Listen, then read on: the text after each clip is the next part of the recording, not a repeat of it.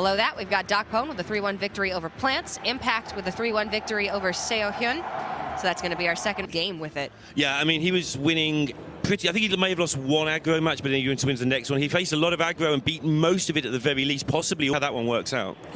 And we are going to see the Malygos Druid come out from Jarla as the opening, which is kind of the predicted opening. When you have the lineup advantage, you kind of scout with your weakest deck and then save the other decks for different purposes. So that's kind of what I expected to see happen here. And Fino most likely anticipated this and happens to pick Token Druid as the deck he wants to play into it. How do you see this going then? Is there anything different that's worth knowing? Between the two Druid mirrors, typically speaking, I would have to give the edge towards Token Druid, and they can just kind of kill you out of nowhere, which the Malygos Druid needs a little bit more time. Malygos Druid, what they're going to try and do is just stabilize and be able to play down their Malygos as a 9-mana minion. There's no naturalizes in the Token Druid deck list. It doesn't have any great way to capitalize on removing big threats like the Lich King or Malygos if they come out while being ahead on tempo. And neither player drawing Wild Growth going to make the game. Neither player drawing any sort of ramp at all, unless you count, well, yeah, none. Unless you count what? Unless you count Ultimate Infestation as ramp. No, that doesn't quite work. No ramp at all. And I think that favors the tokens very slightly, just because they have things they can do early in the game. Yeah. It's definitely more important for a Malygos Druid to be getting towards that ramp. They almost always like nourish for crystals, for example, just because they have so many ways that they can spend that extra mana if they are able to find it. Jarla does have some important tech for this matchup. He has that Starfall that you've seen in the hand and the MC tech. Those are both tech cards that kind of shine against the Token Druid. So it's pretty key that he's able to find those, and pretty smart to have those included in his deck for this matchup. Well, going into next turn, we will see how they're intending to approach this. Now they've both got a little bit of ramp going their way, and Fino in particular is going to have a lot of early decisions to make as to exactly how he wants to, how much pressure he wants to do, how much he wants to play around spreading play, what sort of way he wants to keep that health total under control. Yeah, if he goes too aggressively onto the board with the teachers, all of a sudden spreading plague is going to kill him. And if he goes too slow onto the board, all of a sudden Jarla is going to have time to make it to those big minions that he has no answer to. So it's all going to come down to, you know, your hand reads, how much pressure you feel like you have to exert with your own hand, and the game will shape up from there. When these guys are finishing at 1 or 2 a.m. and getting up reasonably early for the next day, how important is having the team behind you? I know, you know, having friends, whatever it is, who do the work for you while you sleep? I don't know. I usually do all the work myself anyway. I'm not going to, you know, trust someone to study my opponent's deck list for me, because at the end of the day, you got to know it anyway. So even if you have people helping you out, you still have to do it all yourself. I think it's always nice to take the stairs in the morning after a really long day instead of the elevator. You know, get the blood flowing a little bit. It's a nice 35-minute walk down to the stadium from the hotel. For the us elevator anyway. gets my blood flowing anyway, because people walking down from floor number 1 for one floor. Oh, yeah. That gets my blood really flowing really quickly. It's like, what are you doing? I'm trying to get to floor 17. Violent Teacher taken down, not getting too much value here for Fino. He's playing the kind of older build of Token Druid, so it does need to get value off the Violent Teachers. It doesn't have the Floop, and it doesn't have, you know, the Strong Cell Scavengers to build as many boards as the new version of Token Druid tends to do. Yeah, I like the fact that Fino has brought this version, because he was actively tweeting how he doesn't believe the new version. I think we've seen the new version is real over the course of this event, but Manu sticks to what he's saying. Some people say that and then they'll chicken out when it comes to the event and say, oh, I'll go with the flow. But Fino sticks to what he believes and what his team have helped him believe, and he still thinks this is the better version for what he needs to do.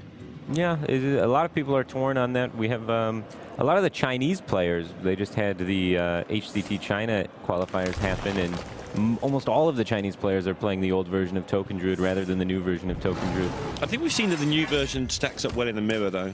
It does. The new version's a lot better in the mirror, and the new version's a lot better against Odd Warrior, would be the two matchups I'd say the new version excels. And the old version, I would say, is a lot better against things like Zoo and the other aggressive decks of the format. And it feels generally more consistent. It can get that Violet Teacher out on 4 so many different ways, so it's always got some sort of board, but like you say, it hasn't got that killer punch that maybe the new version has to punch through those slow control decks. Yeah, it's not nearly as good against even Warlock as the newer version is, that's for sure, or Odd Warrior, anything with bunches of removal, because it simply makes less boards.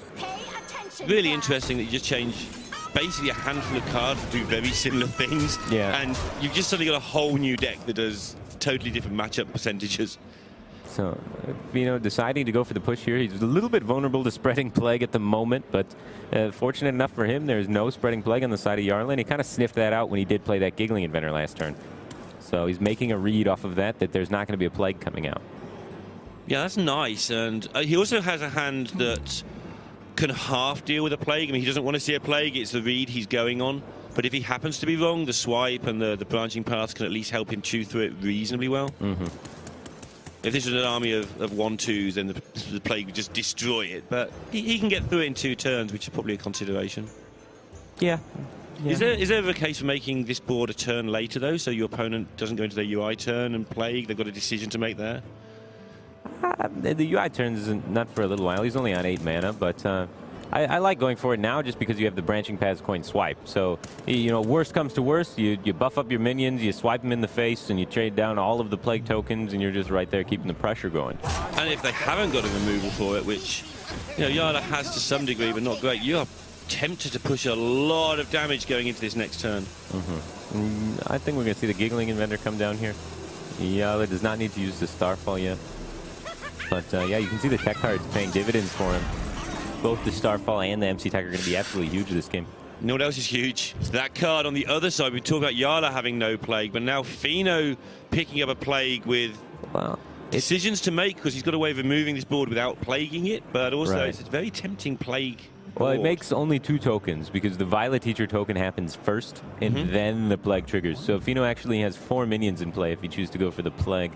So 2 1/5s for 6 mana, not as appealing as it would seem at first glance. You'll probably get another chance later to get 3 or 4. Right. There's a Malfurion still to come, and those fun turns. Usually you can get some turns where you maybe trade in a Wisping Woods into their plague and then go for plague them back and solo the Forestier plague, and it can get pretty absurd. Yeah, Plague and Azalina are the 2 cards of the tournament where all hell breaks loose when you're both playing that card.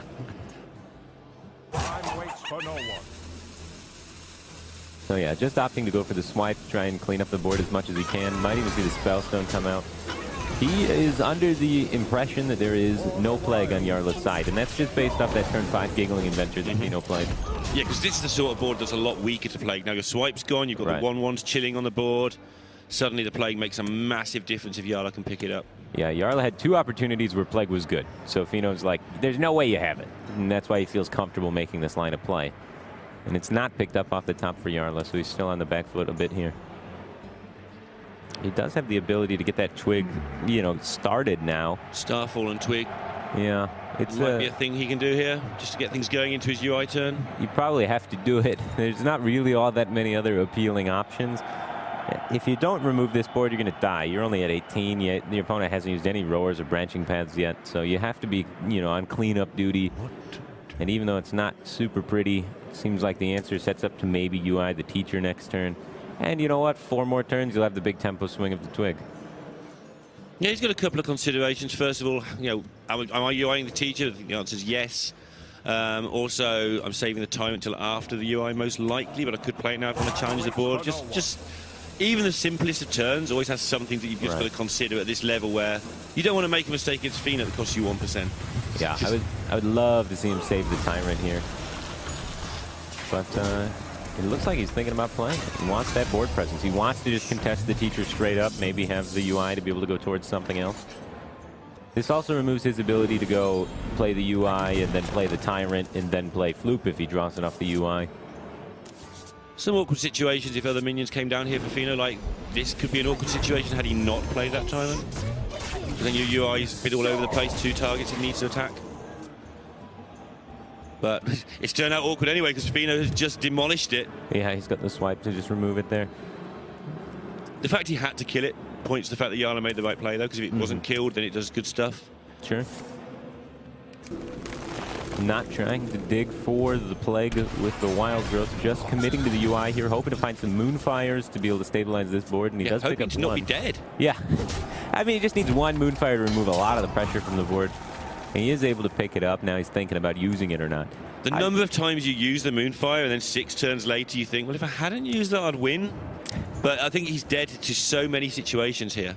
Yeah, he's got 6 in play. A Roar would be 8, and then a Hero Power brings it up to 15. So he's dead to just Savage Roar if he doesn't utilize the Moonfire here. Does make his job a lot longer and tougher, though. It means that Fino gets more time to establish more boards. Well, he's going to be dead to the Savage Roar branching paths there.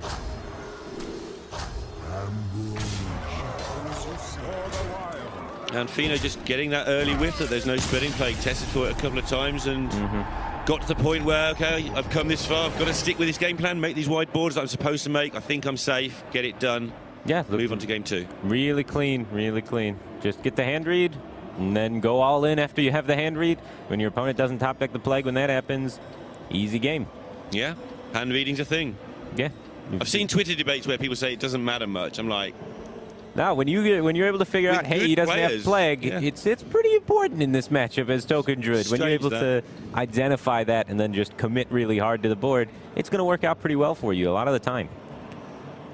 And that puts Fino, that was an important win, obviously. Right, very important. I mean, every win's kind of an important win. Yeah, it's more so in last hero. I know in Conquest, not so much sometimes. Sometimes in Conquest, one of your decks is going to win at some point anyway, so it's not quite so big, but... So now we're going to see the Priest come out to be able to take down the Token Druid. And assuming that the Priest counter Q worked successfully, then we're going to see the Odd Warrior come out to take down the Priest, then the Death Rattle Hunter to take out the Odd Warrior, and then it'll end with an even Warlock versus Death Rattle Hunter, which stats say is like 53% in favor of Death Rattle Hunter. How good are you at drawing Vexar? Yeah, it's like a really close one. So we got a doozy lined up. Yeah, it could be a long series, but... None of us have really seen the Priest versus the Token Druid for some time. Obviously, it's going well because there's a lot of Token Druid here and Jarla's in the top 8, so got to assume that's been working for him really well. But interested to see how Fino approaches this, and interested to see that Jarla has that Pyromancer crossed out right now. Yeah, it is kind of interesting, huh? Pyromancer early is one of your best ways to deal with Whispering Woods, but he just kind of values going for minions and getting pressure on the board rather than trying to build Pyromancer combos. And keeping the dragon, because now when you draw that thing, the Dustbreaker, now you can use it. Even more important than Pyro. Maybe if he had the coin, he'd keep the Pyro, I guess, but Dustbreaker active seems like a pretty good way to deal with Whispering Woods, and I have to imagine a lot of times your Druid opponent's not going to play Whispering Woods on 4 just because you do have the 2 Pyros and you have the 2 Dustbreakers that you could potentially have to clean it up. Yeah, Fino showed he's in no hurry at all. He kept Malfurion. That instantly shows you what his plan is for this game, which is just get some armor. Fatigue, yeah. Could well be. Could well be, yeah. Just maybe practice the matchup, and he's like, as long as I just armor up every single turn and play really defensively, I can just win in fatigue. Yeah, occasionally threaten them so they have to Psychic Scream and miss a go. Maybe do that a little bit later so they can't undo in as quickly as they'd like. Just put them under weird kinds of tempo, mana pressure. Yeah, exactly. This matchup does not have a lot of data around it, so it's really tough to say who's actually favored. I think this one could be one where the stats could very easily be wrong. Yeah, we were talking yesterday a little bit about data and usage, and Druid in particular. We're saying, well, how do you know sometimes what was played? Right. Sometimes Druid data is really wrong the because data site just sees a Wild Growth and a couple of other cards, and you lost. It's like, well, what lost? Yeah, and Spreading Plague sometimes wins games by itself. So then you don't get to see the other Druid cards. You never see the Malagos come down or the Togwaggle or anything like that, and it doesn't have good ways of identifying what type of Druid it is. Yeah, that's not a dig, by the way. That's just another alert. Be careful when using data sites. They are very, very useful if you use them correctly. F2K in particular, with Fino ball control, swear by them. But they use them judiciously. They look at what they're actually looking at. What data does this mean? Not just click on a deck and say, oh, it's 53%, therefore it's the best deck. Yeah, exactly. It's never quite that simple, unfortunately. You have to do a little bit more work than that. One thing Ball Control does on his stream, Fino's teammate, is he talks about, okay, this deck is running as the best deck on HS Replay.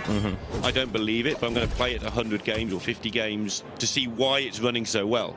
So he uses it as like an alert center. This deck could be a deck. I don't believe it, but hey, if it's running at 60% against the whole field over 300 games, I should probably know what it does. Sure. Yeah, and then maybe you take whatever piece that deck's working well, incorporate it into something else. And suddenly you get Subject 9 Hunter. Boom. Learning. Which is what he's pretty much popularized.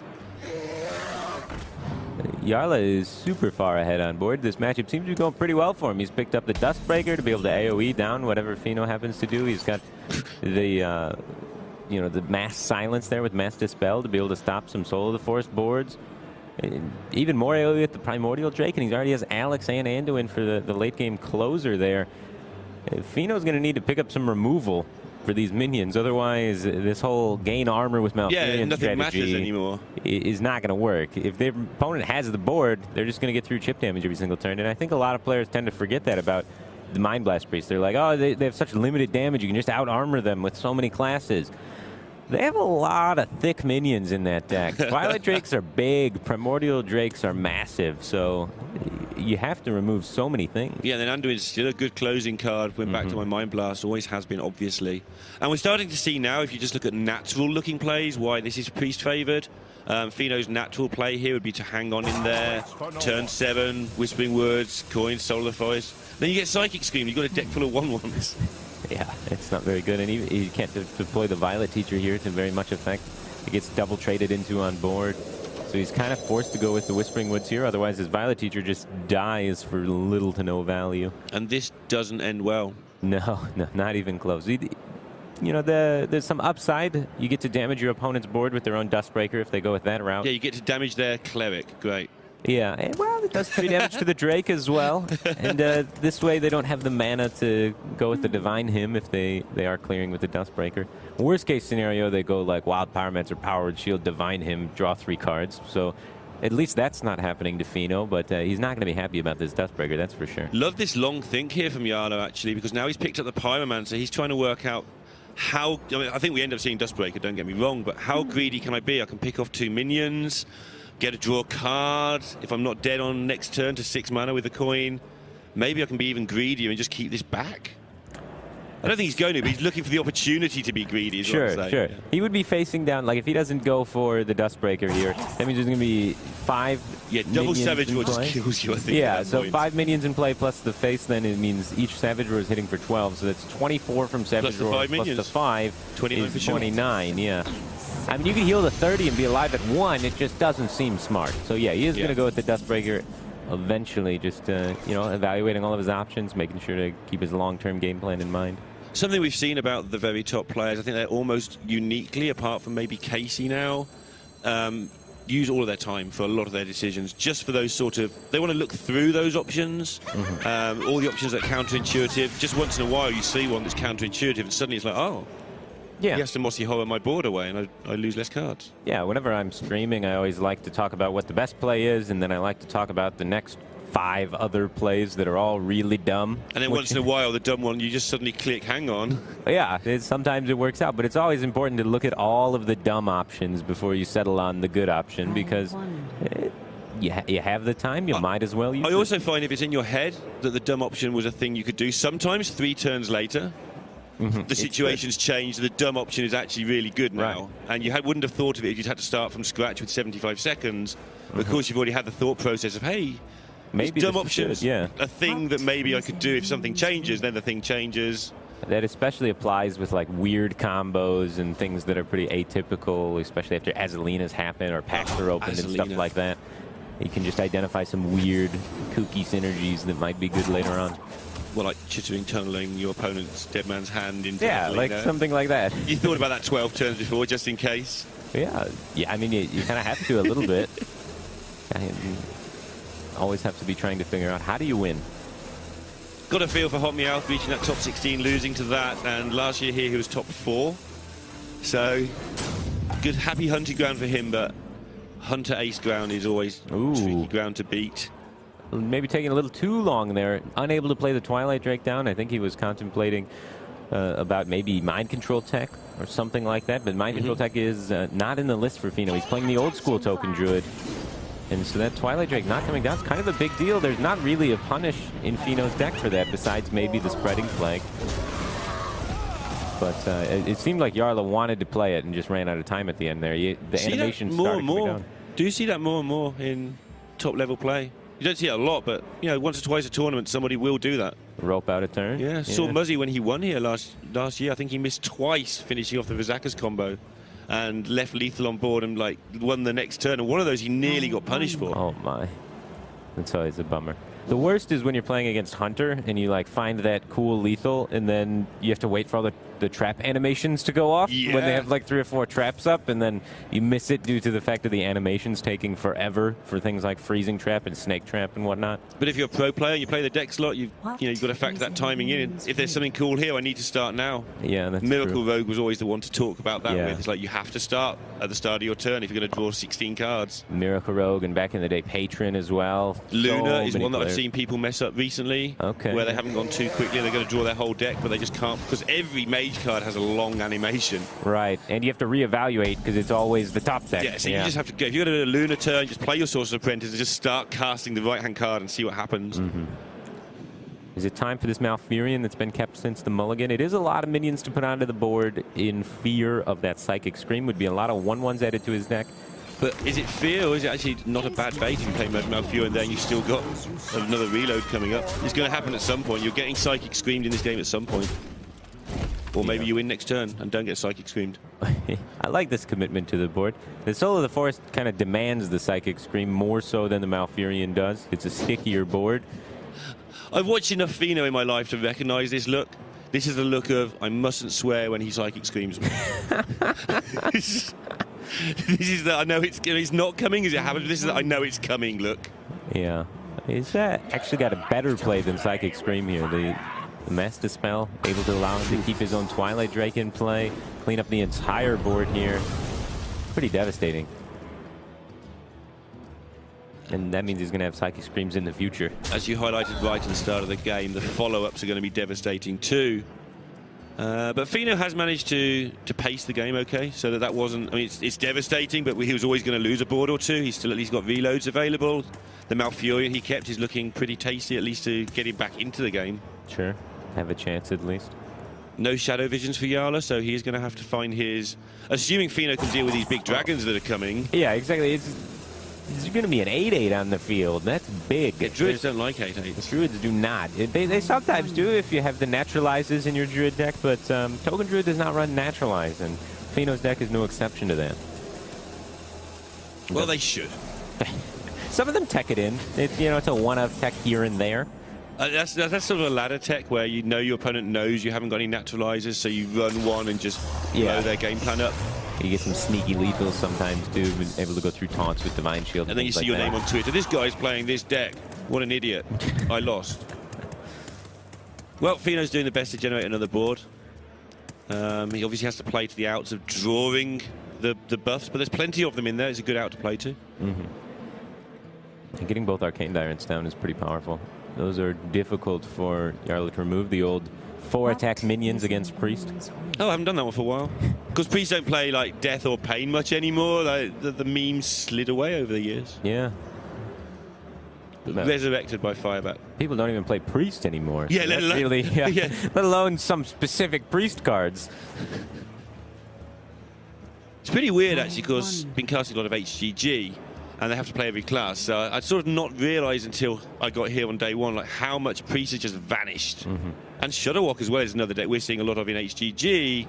I think only Doc Pone's the one who's playing it here. I think that's about it. Yeah, I was surprised that it's so low. It's actually quite popular in the APAC playoffs. And I think there was like 20 players that brought it to the APAC playoffs. Okay, so it's like 1 in 3, 1 in 4. Yeah, it was actually like it was like 5th most popular deck or something. And it should be alright in this sort of grindy, mid-rangey meta as well. It should perform just fine.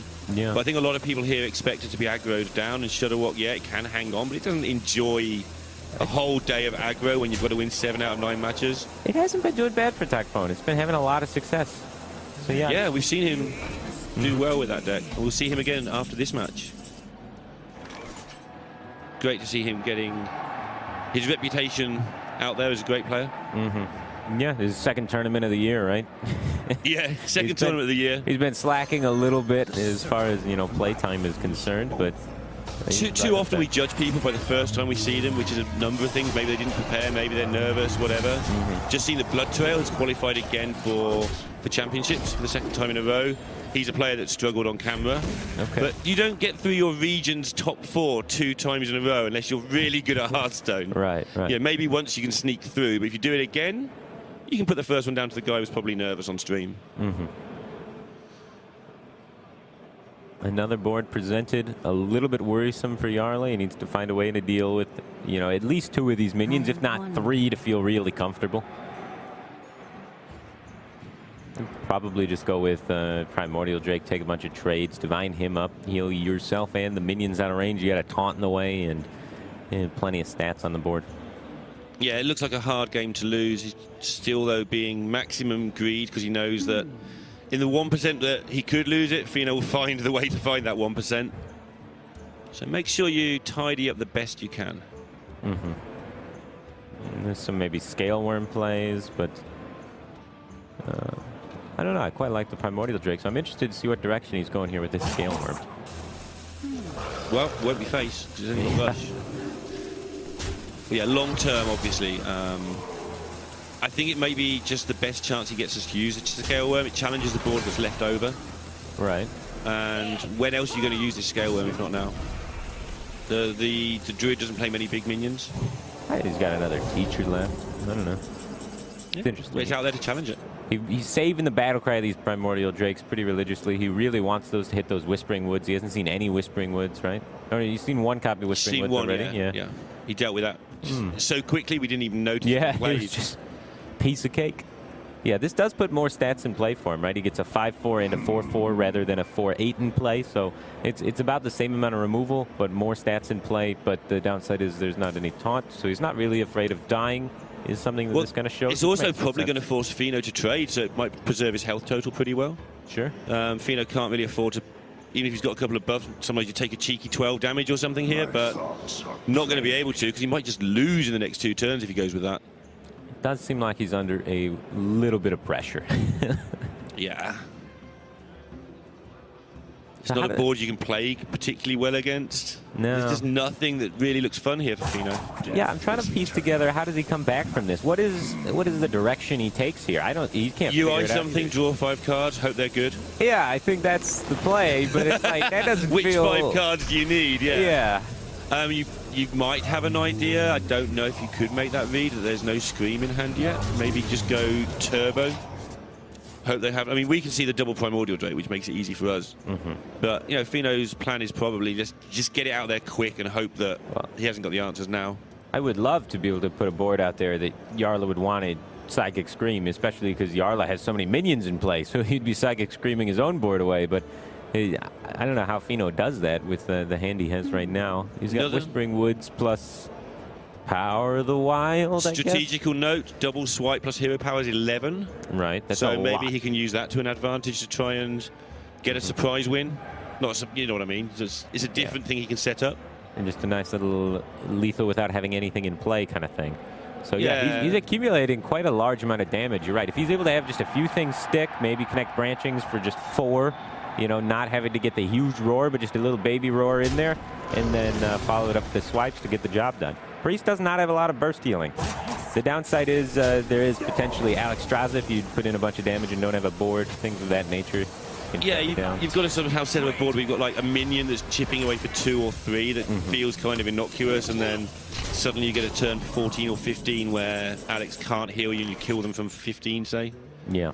I mean, it's all, we're talking about how can he win, not this is going to happen. Like, what is his strategical advantage? Well, now he has a UI as well, so over 2 turns, which is no fun against Priest because they're healing his burst. Now you've got 16, 19 damage over 2 turns just from 2 hero powers. So he really only needs to make 5 damage happen. Yeah, and then at least he's got some sort of thing that he can do. Yeah. And again, Jarla occupying this board the way he is almost preventing a lot of that damage at source. Even getting 1 damage to face is going to be difficult to Fino here. Yeah, you just can't get anything on the board. He's been off the board since turn 4 this game, really. So just hasn't been able to get a foot onto the field to really make anything happen. What else might he be able to do with his hand? Not a lot is the answer to that. Yeah, he's going to feel really sad as this Primordial Drake comes down and just kills about everything. Yeah, can't see much better at first glance than that. Yeah, just 100% of the board is going to be dead. And you're facing down just giant dragons. You maybe even trade off the 4-2 to play around Plague, knowing that Fino's running out of ways to generate boards. Take it nice and slow. Looking back at the fatigue option, Fino has managed to stay above 30, so he could still get away with it if he Well, if he can somehow clear the board. He has to kill an 8/8, yeah. And he has to kill not only this 4/8, but another 4/8, yep. and another 4/5, and the 4/6. But for what he can see, he can only see these two. Right. So well, he knows that if you go for fatigue, you know they're coming at some point, but you will have time to also find things. Sure. But all of his options seem to not get there. Yeah, and here comes the Wisp Soul. Jarla can find a Psychic Scream to throw this into Fino's deck. But does he need to? Is there another option? That seems almost good enough. That is good enough, right? The Wild Pyromancer. You saw a little fist bump there from Jarla, too. The Wild Pyromancer plus the Shadow Visions plus the Divine Hymn is going to be able to clear the entire board. Yeah, then there must be a Shadow Visions that, yeah. Shadow Visions will hit some spell power then with you Divine Shield is Hymn, remaining. your Pyromancer some more juice. Right, another Divine Hymn. You could hit the other Shadow Visions. I think it's got to be 100% that the Shadow Vision hits the spell that you can play alongside the Divine Hymn. Yeah, there's not many expensive spells in the deck. Yeah, only just Scream. that Scream. Right. So this will be able to clear up the board and keep the pressure going. And Fino's down to a lame-looking burn plan. Or swipe away the minions and hope they never have another minion, which is equally lame-looking. Priest is looking pretty. You know, I thought, does the stats say that this matchup's super favored for Priest? A lot of players tend to say, nah, Druid can still fatigue him. It's like pretty tough for Druid to fatigue the Priest. Yeah, and Fino did go for that plan, I feel like. He kept right. Furion to try and get some armor. The combination of removal to stop the Druid ever being able to fight back, whilst you're just hitting them with 4 here and 7 there. Yeah, if Druid's going to fatigue the Priest in this matchup, it feels like it just needs naturalizes. It needs something to kill these big minions. And if it just has a few more pieces of removal, maybe it could do it, but without naturalizes. And yeah, swipes and UIs just don't get it done. Your Spellstone takes too long to get it up big enough. And there's only 2 of them, and they don't do 8. Yeah, there's 4 8s, kind of, if the Twilight Drakes are big enough, and an 8/8. So there's like 5 really big minions. Yeah, and you can only heal for 3, so even if a 4/8 sits around, it's chipping away, annoying you.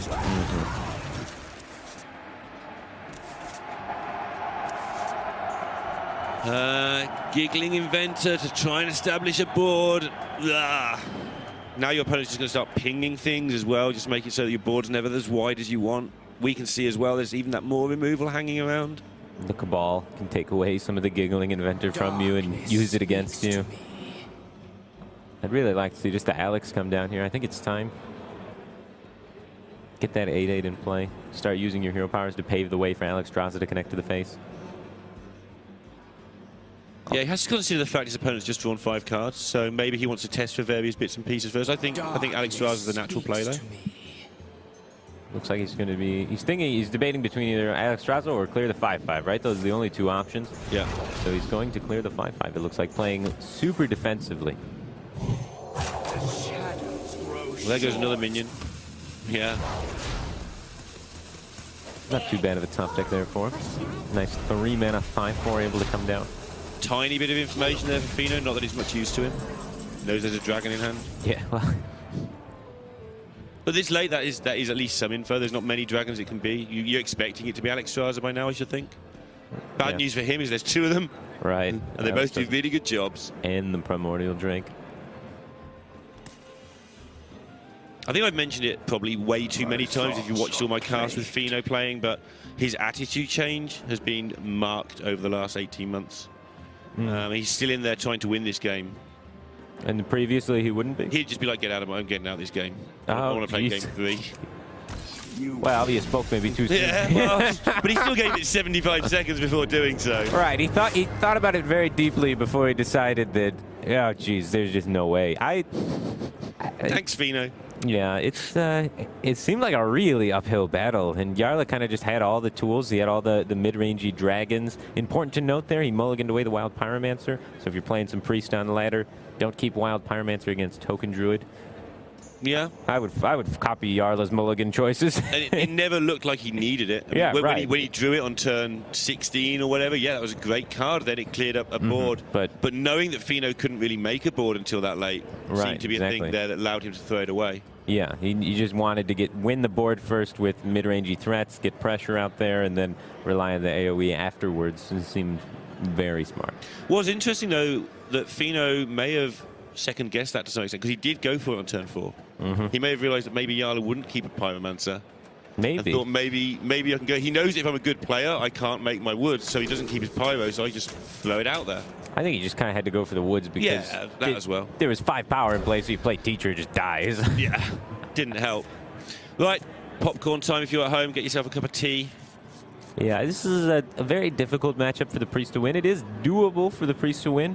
They can win because the Warrior has some shoddy spot removal. It only has the shield slams to kind of remove the Priest's single threats at a time. And no if you aren't Geist, though. Right, that's a big deal. With not having the Geist, you can't get rid of the shield slam, so you can't limit the removal, so you can't win the board as easily as the Priest to get the chip damage in that's necessary to keep the armor in check. Yeah, and makes a big deal. You can't win the fatigue, you can't look after your minions, the Omega Assembly is easy.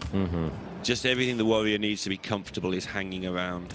Yeah, in order for Priest to win, they got to have an early Twilight Drake kind of stick, keep the armor in check. Then they need that card right there, Shadow Reaper Anduin early, and then they need Alexstrasza early, and they can kind of close. The Priest can assemble a ridiculous amount of damage with the Hero Power and the Shadow Visions and the Mind Blasts, so they can potentially win. Hearthstone decks are beautiful things these days. They have so many routes to victory beyond the thing that they do. Like in the days of, hey, here's Undertaker Hunter. Yeah. You play an Undertaker and you hit them. And you become world champion. Well, it's a little more complicated than that, but sure. But you know what I mean? Is your game plan was very linear. Right. Maybe how you executed that wasn't linear because you had to maybe defend the big minion in a certain way or put your opponent under certain pressure, make trades, whatever. But these days, you literally have a secondary game plan sometimes. Your deck could just do so many other sneaky things in a lot of these cases. It's really cool. Some of the cards that enable things like that are Shadow Visions is a really cool card that allows you to search for different things depending on the matchup and change how your deck functions depending on what you're going against. Is really unique. Omega Assembly is a card like that. Against some decks, you play it early. Against some decks, you always have to save it for late, so it changes the function of how your deck plays. There's so many cool new cards. And then they build it Malygos Togwaggle decks where you're supposed to just play Malygos and hit them for 3 million on the next turn, but then when that goes wrong, you just swap decks and use your opponent's deck instead and run them out of cards and all this nonsense. Yeah. Azalina's obviously made things interesting in that regard for refuel because all the games are going long. Yeah, exactly. Obviously, there's the little tricks you can do with a Priest here, like Shadow Visions into Shadow Visions into Shadow Visions when Anduin's down. To just keep machine gunning, yeah. Whenever I do that, I just instantly draw the next one on the next turn, but you can get a lot of damage in if you can set that up. Sure. The downside is it's kind of expensive on your mana for the amount of damage you're getting. It's not great. You have to establish some boards to go alongside it, so it's an extra 6, not just your only 6 each turn. 4, but... Easy 10 mana, deal 6 damage every turn. Yeah. It's not good.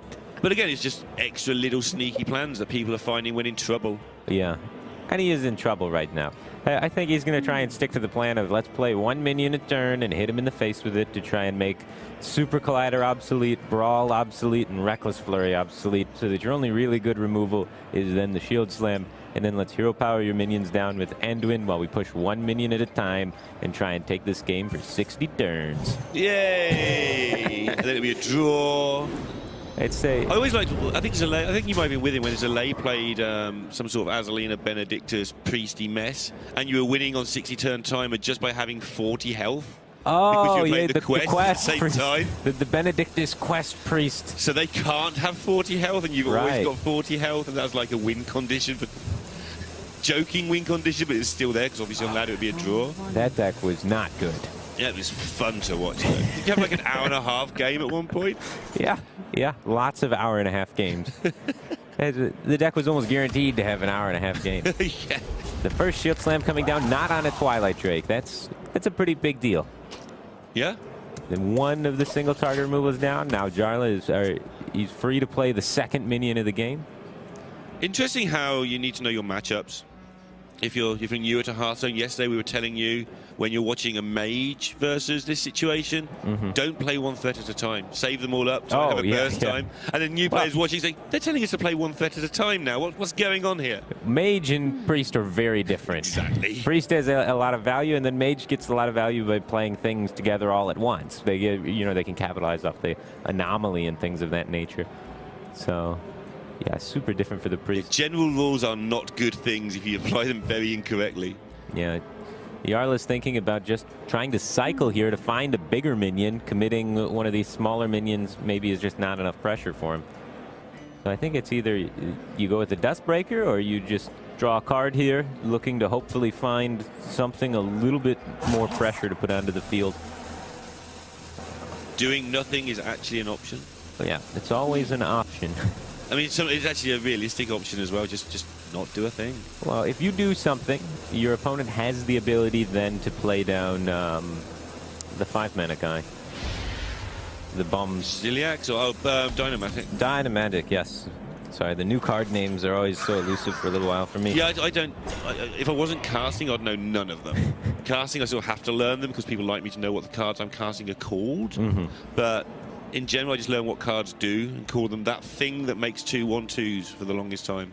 Yeah, so not playing a minion going into the Odd Warriors turn 5 plays around the potential of Dynamatic. If Fino didn't have another 5-drop besides Dynamatic, he might have just played it there, for example. This hand is not super pretty for Jarla. This also from Fino is an attempt to get Jarla to play more than one minion at a turn, because now how do you challenge a 3/6 as Priest? Right, you kind of have to play more than one thing to kind of push your way through it. Trying to set Super Collider up a little bit. I mean, playing a minion, setting up a Super Collider is a bit of a reach, but it's going to actually have that effect if he's not careful. Trying to work out if the Warrior has any need to play Azalina with this. I mean, stealing Anduin's fun, but you just need your tank up. I think it's just better. Yeah, you don't really want to play Azalina until you're just completely out of cards. And looks like Jarla doing another do-nothing turn. I'm curious what he was looking for off that Visions. He ends up just taking another Visions. Yeah, he's going for the big burst. So if you leave it, I've seen people leave it too late trying to draw some of the other things to get the 100% Visions. Right. But you know, the downside of that is if you draw the Mind Blast, it's not there's no Mind Blast anymore. Especially with already have drawn one Mind Blast. Yeah. Yeah. So that was sort of forced, I think. You're not going to win with this with 2 Mind Blasts and Anduin. You're going to need Mind Blasts to do a lot of good work. Yeah, you're probably going to need like all 4 Mind Blasts in this game if you're going to be able to take it. So he's got a nice Psychic Scream to send 2 minions back into Fino's deck. Lowers your maximum hand size to 8 for the rest of the game when you go this route. Because Mind Blasts just sit there for the rest of the game until it's time to try and win. It's just put a bit of hand size pressure on you. You're going to have to actually play things. You're going to have to in a minute anyway. There's 2 minions trying to hit you. Yeah, he's just going to start taking a bunch of damage over time if he doesn't start removing things. But you do want to hold off as long as possible. The more cards you can play in Death Knight mode, the more pings you get. If you have to play a bunch of cards before you turn into Anduin, then suddenly you're missing out on a lot of potential hero powers that you could have gotten. Yeah, it's not Rizaka's piece where every card in your deck just draws more cards rapidly and kills you. You've got to grind it. Yeah. 2 here, 2 there. Space him out, weave it in. Yeah, you become the world's worst hunter. Yeah. Weaving in those damages. The slow burn. Death by a million little pings. Fino's getting a little bit bored. He does seem impatient, yeah. He's stirring the pot a little bit, hanging out with all the doodads. He'll do that. Just on Twitter a lot as well.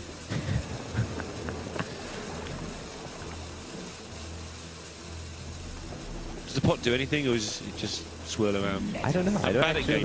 I don't play with the game boards all that much. I used to do it like all the time, watch all this stuff, and then the more I play and the more I really want to get better and better at the game, the more the game board sadly seems to get neglected. But then I watch people mess with it. I'm like, oh, that's cool. Sometimes you can do little nifty things with the game board, little memory tricks, like the board with the coconut tree in the top right. It's got 2 coconuts on it. So when one copy of a card's played, you knocked off 1 coconut. And then when another copy gets played, you knock off the other coconut. Right, well, coconuts on the casting desk, please, so I can keep track of things. So you can like break the little doodads plagues when certain things happen. Back when I used to be, you know, competing in tons of tournaments all the time, I had different little tricks for different things that I'd knock off on the board when certain events happen in certain matchups. Wow. So I'd, you know, be able to... Every last edge. You got to take notes on the board because you're not allowed to take notes in Blizzard events. You can take notes at Dreamhacks, but in the Blizzard events, you weren't allowed to take notes. When do we see the first person disqualified for removing a coconut from a tree? I don't know. Maybe they might do it. It's some form of note-taking. Getting an edge from the coconuts. I don't think Fino's getting any edge here, though. He's just playing with the board. Yeah. It's hard to say anymore if players are slow players, because I think nearly all, I've said it earlier about Casey, but nearly all of the top pros now are very grindy, especially in this meta where mistakes are heavily punished because you use a lot of percentage of your deck, so a mistake now can resonate to turn 25. Yeah, especially in this game. This game is going to use all 30 cards in both decks. Yeah, so if you've wasted your Twilight Drake now that could do 8 damage on turn 27 when Feno's out of removal or something. Right. Or whatever. Just example pulled from my head, yeah. Then you're going to find yourself in a tough spot. Yeah, you're 8 damage short suddenly. So perfect time for the Elise to come down. He just saw the Anduin get played, so he doesn't have to worry about the battle cry of the Anduin slaying that Elise. And while we've been talking, Feno's health total... It keeps going up, but... It's going up quick, though. It's going to go down a little bit at a time, very gradually. Now what Jarla wants to do is he wants to develop 1 minion at a time while pinging down whatever minion Feno plays, and then rinse, repeat, as the 1 minion continually gets removed by some fashion until Feno runs out of single target removal, and then he's forced to, like, just let that minion sit there. He only has 1 more Shield Slam left, and Super Collider is pretty terrible at removing 1 minion at a time, so is Brawl, and so is Reckless Flurry. He does have double Dynamatic, though, which That's is pretty good at removing 1 minion at a time. Yes, the Dynamatic is super good. He's looking to try and find the Dr. Boom. If he can find Dr. Boom, in a reasonable time, you can actually utilize the... Delivery drones is a good one. Get yourself some minions. Yeah, it's not too bad. And just the general rush on the minions that are going to come out from these assemblies is really good. You just rush in whatever, and it's able to kill everything. Once you're at like I would say, 75 health total, it's good to turn into Dr. Boom. Before that, it's a little risky from the burn of the Mind Blasts and things like that. But 75, a nice comfortable number. Yeah, 75 or so, and then you transition to the Boom and just remove your opponent's things. But it depends how fast, or how long it takes your opponents to get things in play. One thing I always find, I'm going to go with fascinating rather than thrilling about control matches like this. There's little interplays, like the Ziliax wants to wait until after Alex Strauss, for instance. Sure. And so if Jarla can force that down, that'd be a tiny victory. If you get enough board, and the Ziliax has to be played to remove something, for instance. Yeah. But there's a million of them. There's a lot of those little interplays that each card has a job, and if you can force that card not to do its job, you swing it 1% your way. If you do that 4 or 5 times, suddenly you're in the game. Super Collider doing its job there, being able to clean up 2 minions, and then Giggling Adventure not doing it too bad of a job for Jarla. It gets the 1 damage in on that Elise, so he could try and set up to double ping it while playing a Twilight Drake, but the MC Tech comes out alongside of it to make it so that it's a little bit harder for Jarla to get his sticky minion in play just yet.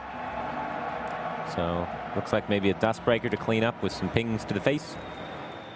Yeah, the onus is on him to try and get something done. This armor total is getting to irritating amounts now. So he's going to get the Dustbreaker down this turn, and then the Dynamatic's going to be able to trade for the Dustbreaker, and then he's going to double ping the Dynamatic while playing the Twilight Drake, and then that'll be a stabilized big minion, and then we'll wait for a while Feno tries to draw the second Shield Slam. In that time, they've both drawn 5 more cards. Feno also has 2 copies of Iron Beak Owl in his build of Odd Warrior. Interesting. Some players go down to 1.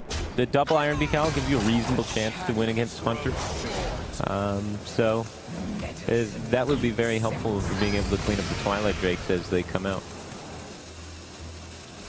Yeah, Silence, I like the way it was nerfed way before we realized why. Yeah, to be able to go in the odd decks. So that not just odd, I didn't mean like that. I mean, just that Silence is just really strong right now. If Silence was cheap, people wouldn't be able to do all these things that they can currently do. Yeah, exactly. Not too bad of mechs there. A lot of pretty good utility.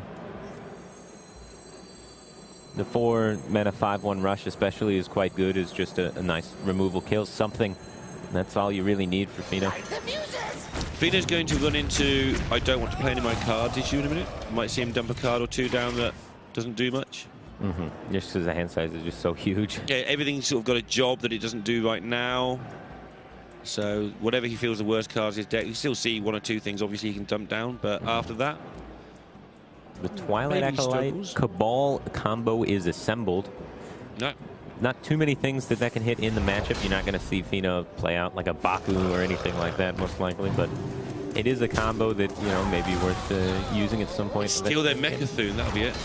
Holding back that the they get Twilight from Drake. Omega Assembly. The Twilight Drake is the only dragon, so that may be the reason why Jarla's holding back the Twilight Drake here, but this 5-1 dies on board. It's not the most impactful development.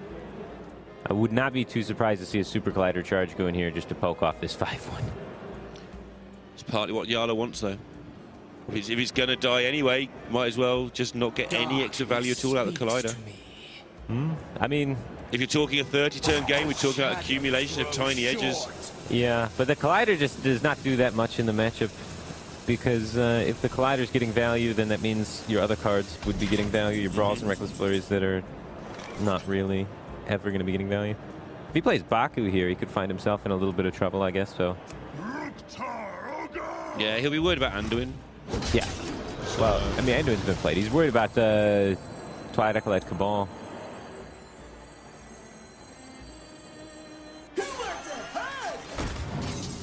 Well, there's some pointless damage. Yeah, he's just playing a card to play a card at this point. Maybe it contests something. Maybe it baits a Cabal. This Primordial Drake is juicy. Yeah, it's not a bad way to get a Primordial Drake to maybe get played, so that then you can faceless it. I don't know, Fino looked up at him. I think you might be the faces. Do you faces this? Yeah. Yeah. What are you saving it for? Whatever my best Omega Assembly card is. That could be true, too. I don't hate the faceless. He can also remove it with the Steel Rager alongside the Dynamatic kills it. We've seen Steel Rager not be too bad in this tournament so far. Yeah, it doesn't seem like Turns out that a card. 4-mana killer thing is... it's kind of a bad polymorph. Well, in Odd Warriors especially, it's just a deck that's just hurting for any sort of removal that it can get. It doesn't have Execute. It just has all the life gain in the world. So any sort of removal plus infinite life gain, you know, is super, super good. Yeah, I mean, in a game where you weren't against a deck with such damage, such burst, your hero power has just made this Primordial Drake useless. It just does nothing till you put a second minion down. Obviously, it does, because in this matchup, Fino needs to defend his armor, because his health is under threat with the Alexstrasza. Right. He doesn't want to do it because he's going to miss a tank up. He's just trying to find a way. Is there any other way I can do this so I can tank up this turn? Yeah, and that's the second big threat for Jarla down. He still has the second Twilight Drake, he has the second Primordial Drake, and the Alexstrasza left. So 3 big threats remaining. He does run double Cabal Shadow Priest, so those are kind of, you know, juicy, but... Back in mid, just going to knock another coconut off the set. Yeah. Be able to mark that down. If only I had, like, another way of recording things like paper.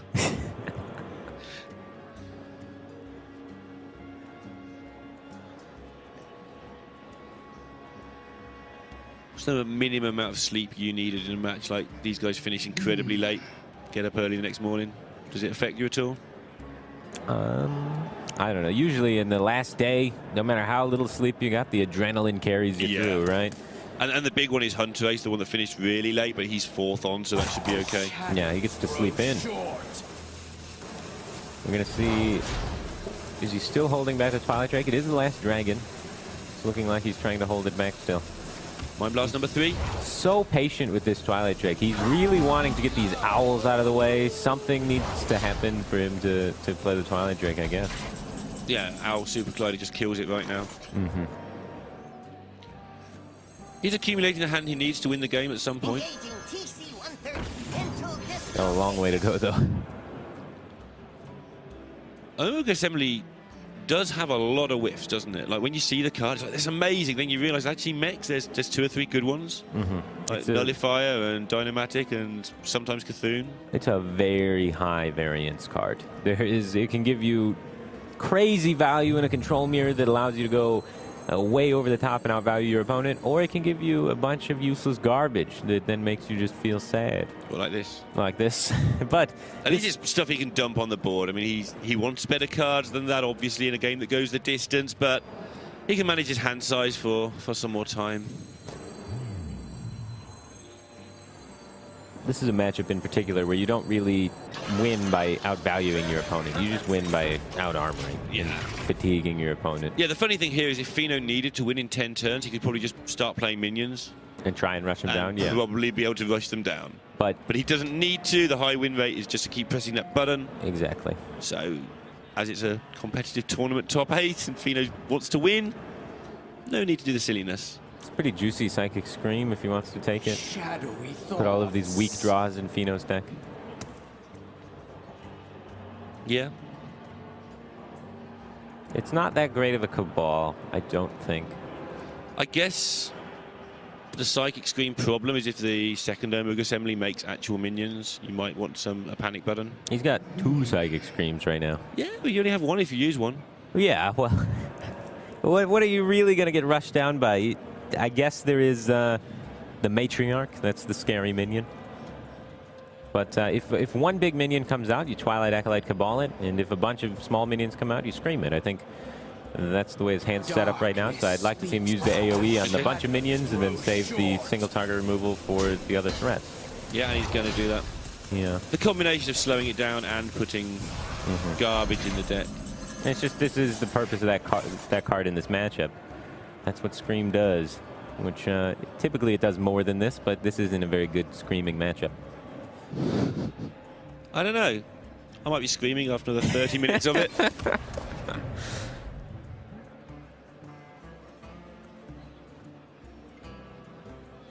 Armor Pass. 2015 cooling. Tank up. He's got 9 cards in his hand, so he can get away with playing nothing if he chooses so. He's thinking about playing the Ziliax. This is a removal card. I would hate to see him play it here. Yeah, and a health gain card for Alex Straza recovery. Yeah, you want to be playing Ziliax in this matchup to fuse onto another mech to be able to get some value. Oh, okay, so he just played the Zola basically here. Yeah. He decided he doesn't really ever need Zola faceless things going on. I still don't like it. It looks like it's impatient. Not needed. He has 9 cards in his hand, not 10 cards in his hand that turn. And you can play the Steambot, because that's never getting anything ever. It's just a 0-9 that's always going to do nothing unless he's got a plan for it. Well, you could get Cabaled, I guess, which could be kind of bad. But yeah, you can also put Ziliax on it. I just don't like Ziliax coming down without killing anything. You have a limited amount of removal. You want to be able to connect all your removal with your opponent's threats. In that case, maybe it's a bit of a bait. Maybe he's got a plan. Maybe he's hoping Jarla will do something to this. But he just gets shot out the sky. I think he's just impatient. His body language and the play both indicate. I mean, it is a weakness. I say how he's cured his weakness, but you never eliminate your weak points completely as a player. And Fino was a very impatient player. Oh, okay. So tidied it all up no end. I mean, he's a different player this year. He's really focused all the time. But if that is your natural state in a game where you know how much of a percentage you are to win this one anyway. Jarla is very patient. Jarla's insanely good. That Twilight Drake is still in his hand. He is one of the most patient players I've ever seen. I would have played that Twilight Drake like 30 minutes ago. Last turn then.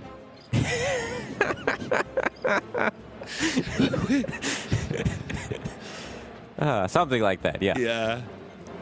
No, this is why Jarla does so well. It's also why people don't yet really remember him that well, because people tend to remember the flashy, happy-go-lucky guys, and Jarla's the opposite of that. He's the grindy guy. But his results will eventually, I mean, they're already there, but eventually people will realize, like, this guy just makes top 16s for fun in tournaments. He makes top 25 in ladder for fun every season. You know. He was very well respected in the Czech HGG team when they won last year, And I think the thing that really sent him, for me at least, from ladder grinder to super serious competitor was last year. Everyone remembers Muzzy versus Zalay last year. Muzzy won that race for last call. Well, the European last call was over since Lol had won. And then suddenly you look at the standings. Actually, if Jarla wins Montreal last year and Sinslow doesn't place, Jarla wins by like 2 points. Or something ridiculous. So Jarla actually flew all the way out here, which wasn't... He just did like Dreamhacks nearby and didn't really go out.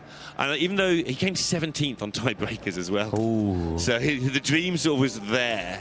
But I think what happened there for me was Jarla realised, hang on, I'm not just a ladder grinder. I've just flown halfway around the world to give myself a chance to play in the World Championships.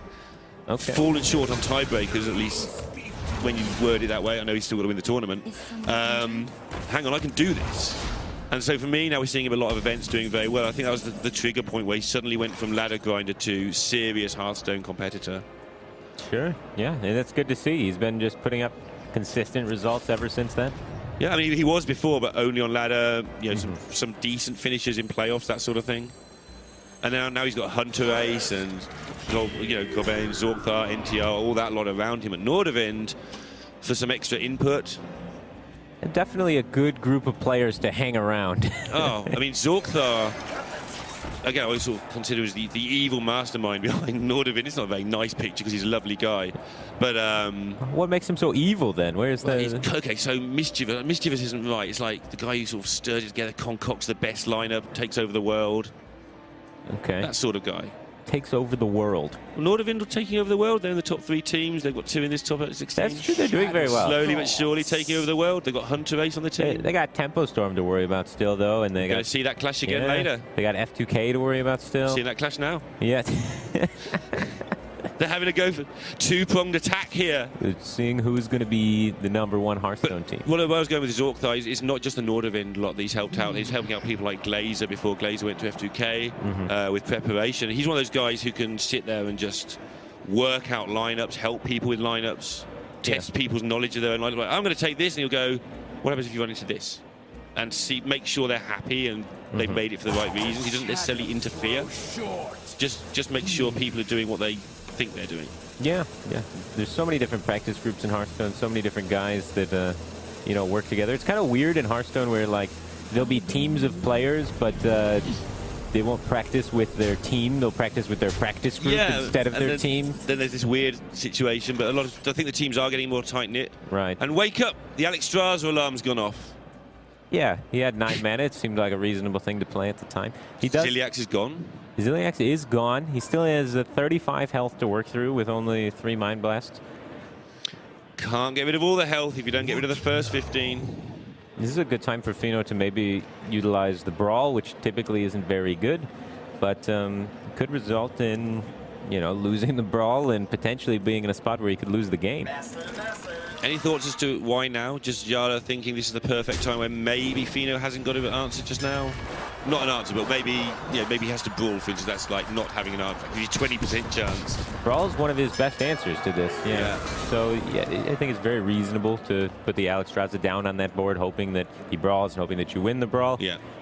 There's only the 1 copy of Shield Slam that he could use other than the Brawl, or I mean the Reckless Flurry, I guess, to remove it there. That situation is not getting any better in 10 turns time.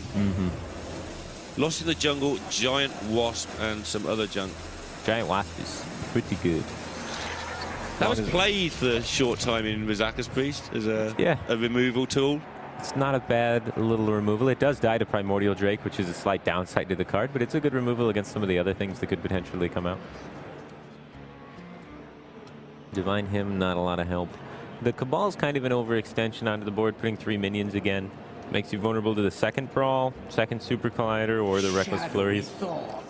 Interesting that Fino had to use the pack for 4 cards only, just because his hand has that issue that we've been talking about, where you're saving so much stuff, or it doesn't do stuff, or reasons to keep. The best card out of the pack that he got there was that Shadow Vision, so he's going to be able to pick up another Shield Slam. Having 3 Shield Slams is going to be a big deal. He's already dealt with the Alex Straza and a Primordial Drake. He's going to be able to pick off a Shield Slam to maybe kill this Twilight Drake if it comes down. Yeah, it's looking like Fino's going to have enough answers for all the threats of Jarla. Jarla's been taking this maybe too slow. I mean, he didn't really have too much of an options. It's not like he drew all that many pressure minions. Yeah, he never got anything to go with his Twilight Drake that he held on to for forever. And now he's in a position where he has to go for it, and that's not much fun. As it happens, there's no owl. The card that he's been scared of for 3/4 of an hour actually isn't in the hand. There are 2 owls in the deck still for Fino. He's got, what, like 9 cards left? Yeah, I think it's about 12, but even so, there should be an owl in hand by now. He can Shadow Visions for Shield Slam this minion off, and then keep on keeping on with the tank ups. What now? Which I have to imagine is the play. So the concentration levels for one quarterfinal game, obviously, if you can't do that, you shouldn't be playing competitive Hearthstone. But to play match after match all day yesterday and the day before in the Swiss like this must be absolutely soul-destroying. That's a dream come true for a Hearthstone player. They get to play the game for so long. What? It's an airtime. It's hog as well. Yeah, it's perfect. I mean, if you want to be a Hearthstone competitor, you have to love competing. That's the first step. Yeah, I think the Huntress has won so much and got so much airtime that the only way he could get more airtime for this tournament was to bring Control Warrior and a Control lineup, just so that while he's winning, he's on screen even longer. There you go. Optimized screen time. Because he's conquered everything else this season. Not going for the Shadow Visions to try and find a second Shield Slam. It could be awkward if he does happen to draw that second Shield Slam, but instead going for this play to try and just develop minion board tension. Reckless Flurry, just going to completely change strats. Well-designed card. Yeah, it's a cool card. It's like it's completely useless in this situation, but obviously... And then it's the best card in the game in some other situations, and it gets really kind of fun towards fatiguing sort of scenarios as well. You got to work out exactly which turn to do it. Your opponent's got to hold back until they force you to Flurry. Sometimes in certain control matchups, you try and get value out of Flurry early before you get that giant armor bank. Yeah, you see that. I think we saw that against Zoo a couple of times where it's like, okay, obviously the 5-mana combo of just press the button and Flurry is beautiful. The shadows grow short. They should make a card like that for Rogue, where you put up your weapon and it kills all the minions in the face. That'd be good. Yeah. They got rid of that card. Yeah. It's a shame. Right, Jarla doing what he can now, because this isn't changing anytime soon. He's got to clear off the Wasp there. Still able to keep a reasonable amount of pressure on the field. The Owl is picked up, though, so Fenomeno is going to have an easier time of clearing this about. So 7 damage on board and Mind Blast and pings to be weaving in Mind Blast. There's a phrase I never thought I'd be talking about. What now? 31 damage is still semi-attainable. Fenomeno not able to play anything in case he gets stolen. Now the Brawl's been coerced out. One Brawl's gone, right? There's still a second Brawl. He still has the Reckless Flurries, which eventually will be playable if enough gets committed onto the board. Yeah, just do 16 in one turn. I'd like to see maybe the Owl come out in the swing, just kill the Drake. You know, your Super Collider doesn't get value, but you know, it gets some value. It kills a 4/1. It doesn't get the double value, but you remove the highest pressure minion. Yeah, dies, right? Yeah. I still think it's the play, as sad as it looks, and it's just good enough. With the amount of health that he has, he can just Super Collider minions down one at a time. Challenger with Lost in the Jungle, that's the play. No. Hit that hero power button. He could go for killing off the Wild Pyromancer, but I really like killing off the Drake instead. If Jarla plays any spell, the Wild Pyromancer is just going to kill itself. That was a really bad Elise pack. It's not going to matter. So if you're going to get one, it's a good time to get one, but that was a grim Elise pack. Where's Chittering Tunneler when you need it? That would be a good one. I want to find that game. Sadly, didn't get to see that last night, but that was one of the games of the year, I feel. Games of the year? Well, when you're Chittering Tunneler, a dead man's hand, and then Azalina, your opponent's hand, to get another one.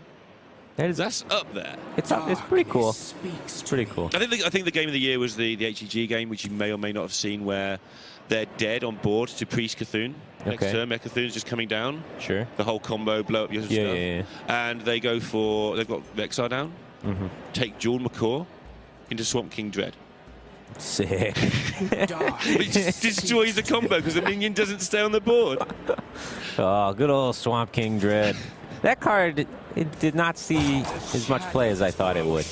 Yeah. It's such a unique card, and it just... But it's a hard counter to Priest Mecha'thun. Yeah. So if that deck ever gets big, there you go. Done. We got the answer. And look at that life total going down.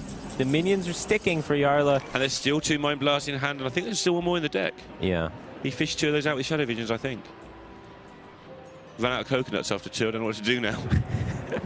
No, he's drawn 1 Mind Blast and fished 2 out with Shadow Vision, so he's got 1 left. That's what I thought. So 3 total Mind Blasts. Feno's not really under too much pressure. He's still at 24, pretty comfortable. I want to see him Shadow Visions for this Shield Slam still. I think that's going to be important to have access to before he draws it. Just thinking about the shield block. I think he's got enough life total. I think he just needs the removal, but he disagrees. Maybe he feels that total. The only danger is the immediate danger. So gain some armor now, and I just don't lose. Yeah. Okay. If I don't lose in the next 2 turns, I just don't lose. Maybe don't forget there might be 3 Mind Blasts in deck here. Still not quite lethal, but it's getting a bit close. Yeah. The first damage from Priest is kind of weird. It only increases by like 3 damage. 3 for each Mind Blast. Yeah, yeah. So it doesn't actually go up all that much with each consecutive Mind Blast after 2. But yeah, I think 30 and 25 are significantly different in this situation versus health total for Fino.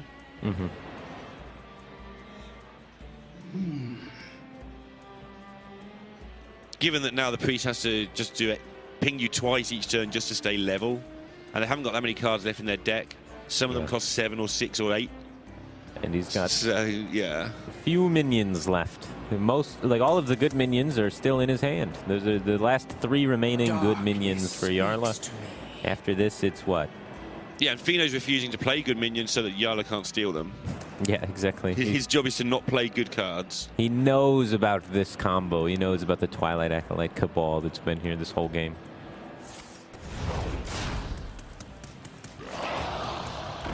Right, minion number 4.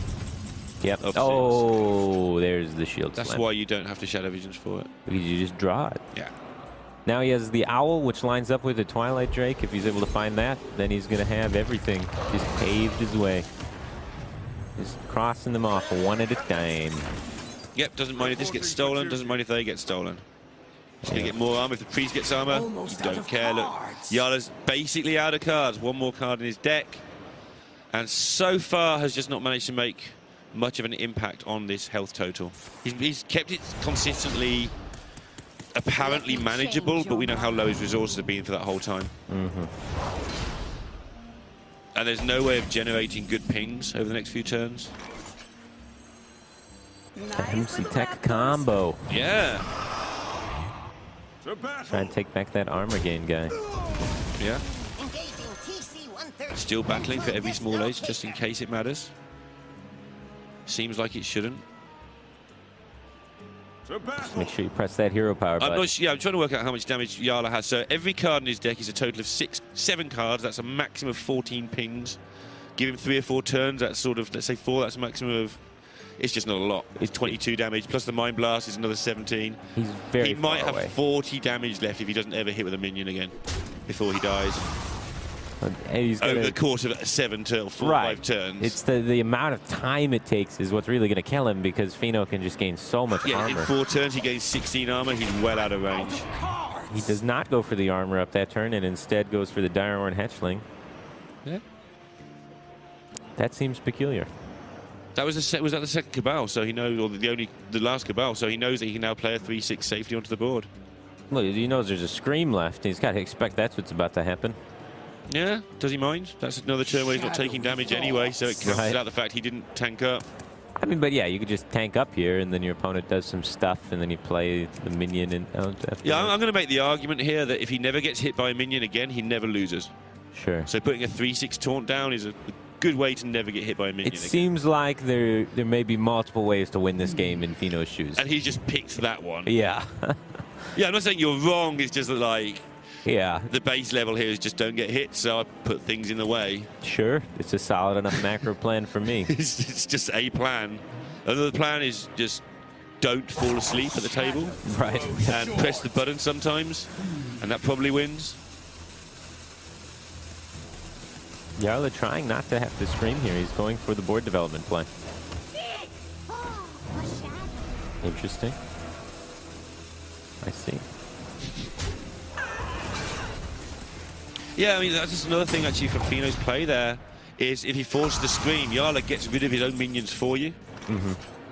He hasn't got many resources left. Those minions are most of those resources. Force him to scream it into your deck. Sure, I'll have those cards. Yeah, well, the Super Collider now clears the whole board, and Fino wins. Yeah, Jarla knows it. He saw he was not very happy with how that turn went. Maybe forgot that the Super Collider was there. But, yeah, that last turn, no hope for him. Feno's calling for a sleeping bag. I think he might have heard. I think he might have heard that one, yeah. Yeah. See how Feno approaches this one. Super Collider, not too bad. Generally, what you're looking for in the early game is those owls, the MC tech, stuff that can help you deal with the early board. Pretty good at killing 2/5/5s in one go, so that'll be his reasoning there. Looking for Dr. Boom, especially, too. Anything that can generate additional cards is going to be absolutely huge to try and put yourself on a semi-even playing ground, whereas Jarla is going to be looking for things like Rexar.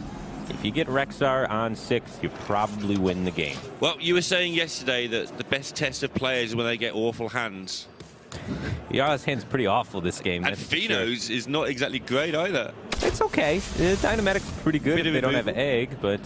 Oh, now we've got an owl. The owl will take care of the egg, and then suddenly the rest of this hand kind of fits. Yeah. The Dynamatic becomes good. Everything just starts lining up. Jarla into tracking. These hands got better in a hurry over the last couple of pickups. Tracking's a little scary. Sometimes if you play that, it gives yourself less ability to make beasts. Rexar, Play Dead, Witchwood Grizzly, pick one. Yeah. Lose the other two for the rest of the game against a deck that could still take you to fatigue. Oh, it will probably go to fatigue. Even if he has the Rexar, it'll probably go to fatigue still. So that's why you kind of don't want to play the tracking, because then you have less cards going towards your fatigue counter, so you get less abilities to hero power. And, you know, losing in fatigue a lot faster can be a big issue. Reminder where we are. This is the first match of the day. We're going to be bringing all 7 matches. This is the first quarter-final between two of the players who have quietly, I would say, just racked up top 16s and top 8s all year long. Feno in particular nearly got to championships at the same time while he was doing that. Very, very consistent players. And pretty much all the players in the top 8 are very, very consistent. Yeah, I'm going to be saying that a lot today about this guy's done this really good thing all year. But no, I'm not bluffing. It's just we got all the top guys in the top 16. I think Muzzy, a notable miss. Sure. Orange Amnesiac lost out in the top 16 phase, which we didn't get to see. But the rest of the lineup is insane for this. And then there's the Dark Horse, too. G, yeah. The people that nobody really knows too much about that guy. And Jarla picks up the Death Knight. You can see him immediately lean back in his chair. His head hits the back of the chair. Now I have to think about total different strategy to what I was a minute ago. Well, no, he's comfortable. You think that's comfortable? That's the comfortable. Anytime a player leans back, leaning back is comfort. Leaning forward is, oh, God, what do I do now? This is just their total opposite body position from the previous series. Previous series, Feno was, you know, laying on his hand and leaning back. The buttons. Yeah. And now Jarla is the one that's a lot more lean back and relaxed, or at least was for a minute. He's leaning forward now to take some notes. Yeah, that's not the panic position. That's the writing down. Yeah. Drew Rexar on 6. Box ticked. Got him. Next up, Hydra Charge Zombies. Yeah. So he's probably going to play Rexar. And then he's probably going to try and press the hero power button every turn for the rest of the game and build beasts. Yeah, and the strategy will be slightly different. I think quite often when you play Rexar, you need an immediate solution to an immediate question. But Jarla's going to have none of that. He's going to have cards he can take now that will have a situation they're useful in 10 turns' time. Right. You just kind of want to build the biggest beasts you can build and then play them every turn. And then bit of stealth, bit of size, bit of this, bit of that. Right. Just don't fall don't fall behind on tempo. Hunter, once it loses the board, has a pretty troublesome time reclaiming the board. So what Feno's goal should be is to utilize the power level of the Super Collider to somehow pull ahead on board, maybe capitalize on the fact that Jarla's trying to hero power a bunch, and then, you know, be ahead and dictate the trades yourself. But it's very hard to do that with Control Warrior because they don't have the most proactive minions in the world. Yeah, Dynamatic is only a 3/4. It's pretty good.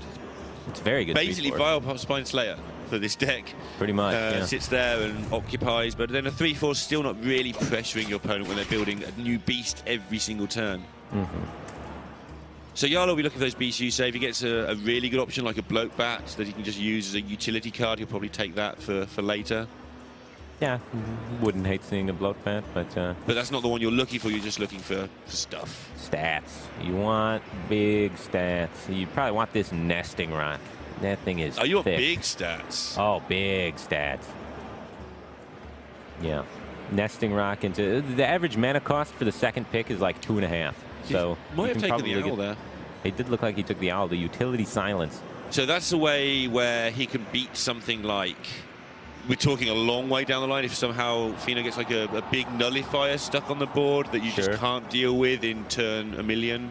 Yeah. Or maybe if, you can just look after yourself. Direhorn Hatchling comes out, he can silence it now. Yeah, and that's just a view that he feels he's so far in front that he just wants to be able to deal with the one potential thing that might stop him from winning. Sure, because he does have a pretty strong developmental plays already with you know, the size of the minions in his hand. You look at, he's got Katarina, King Crush, yeah, the Grizzly, so he doesn't really need big threats. So taking utility makes some sense. I don't know, I just like the Juicy Beasts. I feel like if you play 30 Juicy Beasts, doesn't matter what your opponent does. Yeah, I guess he's going with, I'm going to play 29 Juicy Beasts, and the one thing he does that I don't like, I'm going to stop it. Yeah, exactly. Same thing. This is what we were talking about a minute ago when top players find a route they like, that they see a victory from. My favorite one is when you get the little raptor guy, the 1 mana 2/1 Death Rattle, add a 4/3. Yeah. You get that, and then you start like playing your play deads on it and cubing it, and then adding a whole bunch of cards to your deck and fatiguing the warrior. Because the cards you add to your deck are just another turn where you can press your beast button. Right, exactly. So it's more than just having a 1 mana 4/3 in your deck. It's a 1 mana 4/3, and you get another hero power. Yeah. So you're getting to a position as the hunter if you were able to roll that beast where you get to add like 10 cards to your deck, and it gets pretty silly. That's cool. Yeah, that card is so good in this matchup. When you roll that beast, you win. Because then the warrior actually needs to kill you. They can't actually fatigue you ever. That's really cruel. Yeah, it's pretty disgusting. Just sitting there shivering at the prospect of someone doing that to me. Not that I actually play warrior, of course. I have to test decks so I can cast them. And playing one game of Hearthstone a day would not help that cause. Ooh, the Gluttonous Ooze tech card picked up for Jarla. Pretty good against Warrior. Hitting 2 charges with Super Collider is about the best you can hope for. Yeah, that's a lot of swing. Make a minion, get rid of, I don't know, 3 or 4 of yours that would have died, defended, over the course of the game. That is some swing. Yeah, needs to make sure he's not too hasty with any of his decisions. Yeah, that's one thing that Jarla is definitely not easily accused of. The hero power coming out. Usually you want to take the Bitter Tide Hydra. If you can combo it with Lifelink or something, you can get pretty absurd. Combo it with Charge, gets pretty nutty. You're able to combo it later on in the game with a Tundra Rhino as well sometimes. It's just so much stats, so powerful. Might see it come out here. But more than likely we're going to see the Gluttonous Ooze come down on this double charge. That's how slow he's going to take the gameplay. He's interested. Yeah. I guess Dynamatic's not much fun. Dynamatic is very dangerous for you. Yeah. I mean, it would potentially pop your egg if Dynamatic comes out, but... Just set up double Dynamatic, hit the Hydra 10 times, GG. For how patient Jarla usually is, this seems rather aggressive. It feels rash, Yeah, almost. It's definitely a card that could not end well for him. Assume it's not got lifesteal or something, because it doesn't matter if you hit it. Right. Interaction that Twitch always enjoy that one. You hit that with lifesteal and it 10 times and nothing happens. Yeah. And they're like, why? It took the damage. Yeah. I'll let you work it out at home. Exercise for the reader. The Lifelink Hydras are pretty absurd. When you get that Bitter Tide Hydra plus the Vicious Scale Hide.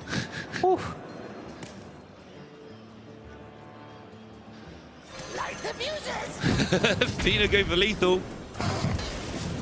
Oh my goodness. It's 50-50 each time, I guess. So he is just taking advantage of the fact he can do a load of damage here. It's a lot of damage. Given that Warrior doesn't have any way of doing damage. Yeah. He gets to do another Dynamatic next turn, which is pretty important. Yeah. And it's amusing. We need some amusement in the Warrior games. The cube picked up is quite powerful. Cube on the egg is decent. It's not amazing. He doesn't have any play deads yet, so we're probably not going to see it out yet. You're not going to want to tracking for play deads because you want to squeeze in those hero powers. We saw him hold on to a Twilight Drake for 17 turns last game because of the Owl in hand. So if he's going to do that... Yeah. Are you sure it was only 17? I think it was exactly 17. Okay. I ran out of coconuts after 2, though, so the next 15 are sort of estimated. Sure. Could you imagine if the coconut tree just had like 22 coconuts on it or something crazy? Yeah. Just the whole right side of that game board. And the one with the flowers is annoying. You sort of start counting with those, but they grow back. Yeah, what are you going to do? Yeah. What's going on? It's just a trap.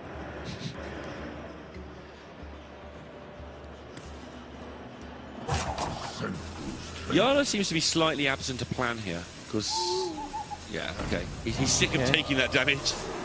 Yeah, I think he's starting to think, as long as I don't get killed by this Bittertide Hydra, I probably win the game. So let's just silence that and not do anything risky. Obviously planned that many turns in advance, so when I get my Hydra, I can silence it. I'm fairly certain he did not plan that at all. I can't ever get you to bite, damn it. He played the Bittertide Hydra, which seemed sketchy at the time. Yeah, now he's changed his mind because he's like, oh, what if that happens again? Things get a bit iffy. I think he's realized, oh crap, I think I made a mistake. How do we fix this? And having to utilize the Owl in a situation where he didn't want to utilize the Owl seems to be the way to fix it. Well, he took it in case there was an emergency, and then he caused an emergency. Right. But it's fine. He's still in a very dominant position. Yeah, I mean, he took 9 extra damage that he didn't need to, and against a deck that has 1/3s. It's fine. The fire has been fully put out. He's solved it all. From his side. From Feno's side, there's still a 9-6. Oh, yeah. Slapping him about really hard. Yeah. Feno's in trouble still. Especially with a nice positioning by Jarla, by the way, too. Playing around, the Super Collider stuff.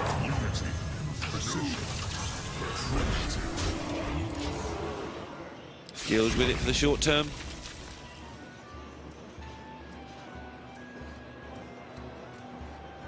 I will say that Build a Beast is one of the hardest things to cast, not because you don't know what's coming, but because you don't have an ongoing check on what all the cards are.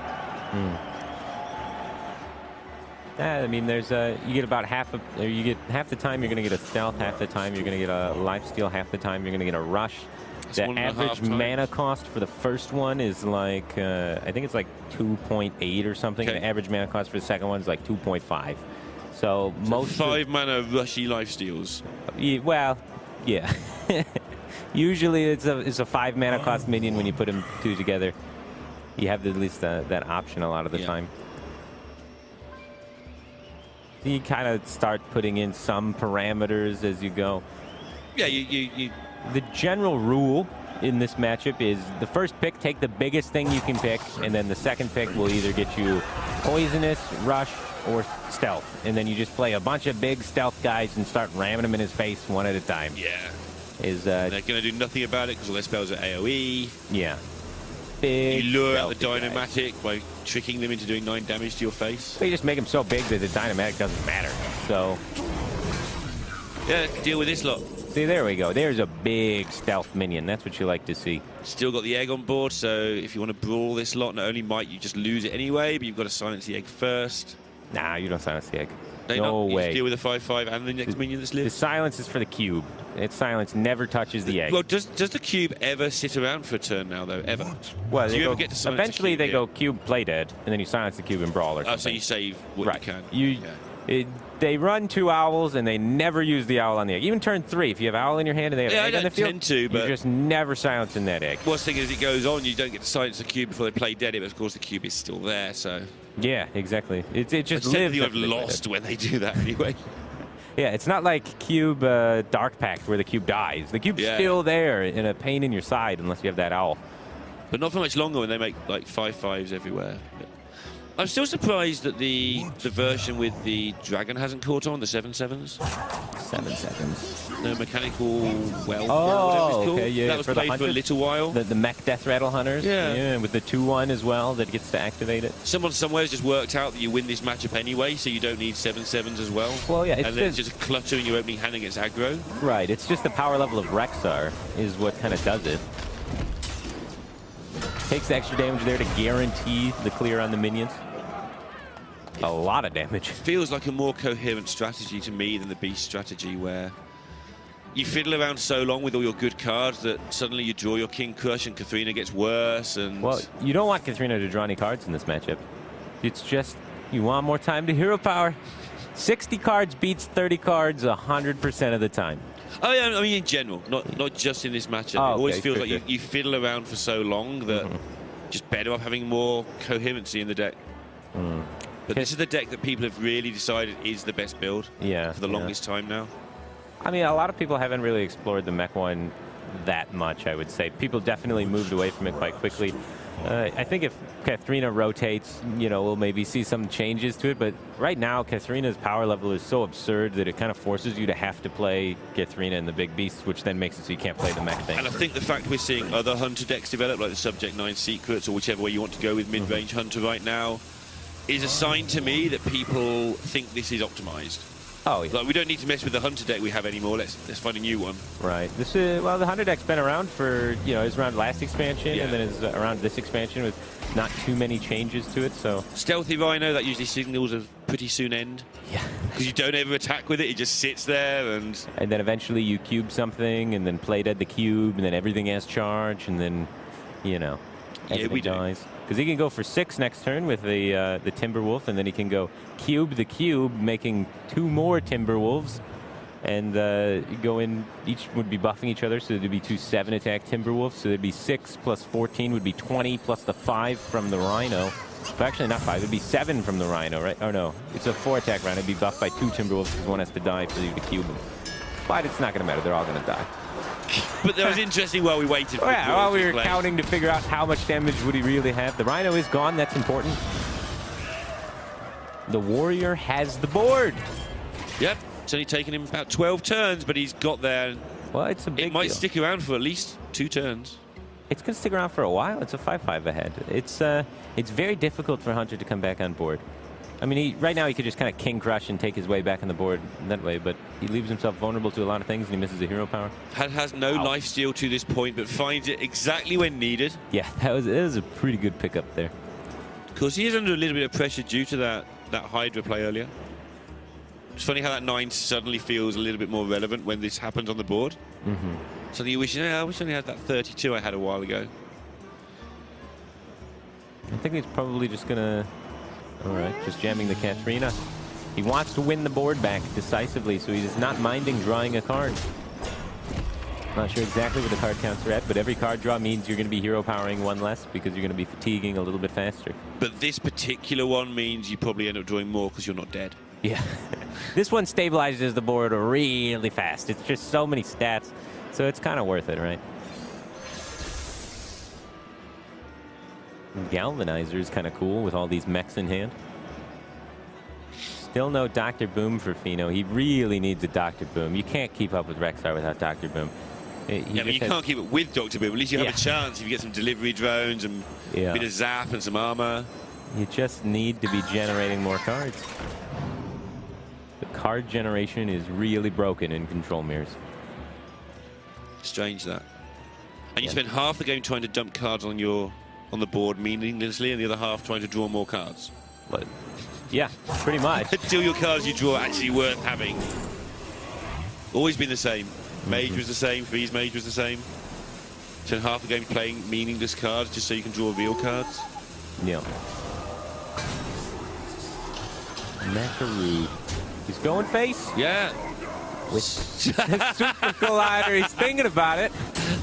That's his avenue to victory. He's like, I'm not going to be able to beat Infinite Beasts, but you know what I can do is use this Galvanizer to tempo out a bunch of mechs and see what we can get done by just going face. Fino's understanding of what people are thinking is great there. He knows that we're probably shouting. He's going face, and he just points the Super Collider in there just to emphasize the point. Yeah, I know you know what I'm doing now. And with an owl gone, the cubes are going to be a lot harder for Fino to deal with. There's the card back you were talking about, the hatchling. I wonder if he took it. He did. He almost insta-picked it. Yeah, the hatchling is like a super key beast in this matchup and allows you to auto-win if you're able to have a secure board position. He was hoping for Echo. Yeah. He doesn't have a secure board position yet, though, but he can kind of cube play dead the Grizzly if he wants after seeing the silence come out. Well, this is the other thing, right? When you when you get this hero power, you don't have to do everything each turn. Like, that'll sit in hand for as long as you need. It's just a utility for later. That's a really good monster word. Holy smokes. Yeah, and he can hold back the zombies. He can cube that later, potentially, if he wants to. He's looking like he just wants to get it out there for only one. Interesting. But then we see that board straight away. Because now if Fino deals with this board, which that'll help, Jarla will just have the tempo advantage over and over again for a few turns here. True. He doesn't need to play towards that fatigue out just yet. Probably has enough cards in his deck anyway. Just wants to pressure the Raptor out there. I can't say I'm a big fan of playing it out, but because you kind of have a board big enough where your opponent wants to AoE you anyway. Sure. But I don't hate it. Yeah. I'm kind of wishy-washy on it. I think something that people at home don't always understand is you sit 2 or 3 pros in a room to talk about a turn for an hour. Yeah. And they still don't agree at the end of the hour sometimes, let alone... Right. You know, you look at Jarla playing for 75 seconds, you've both got your different thought process, and it's interesting to watch pros just discuss these plays at length until someone says, how about we play it 20 times and find out? 13 cards remaining for Jarla. Not sure exactly how many Fino has until he mounts over his deck.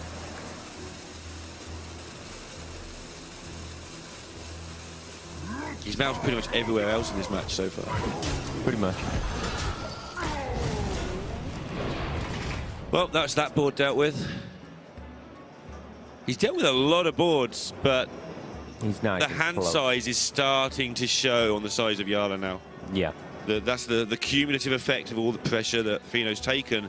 Doesn't look like he's bending, but when you just look, your opponent's got King Crush, they've got 2 cubes, they've got the high main. It's all just value.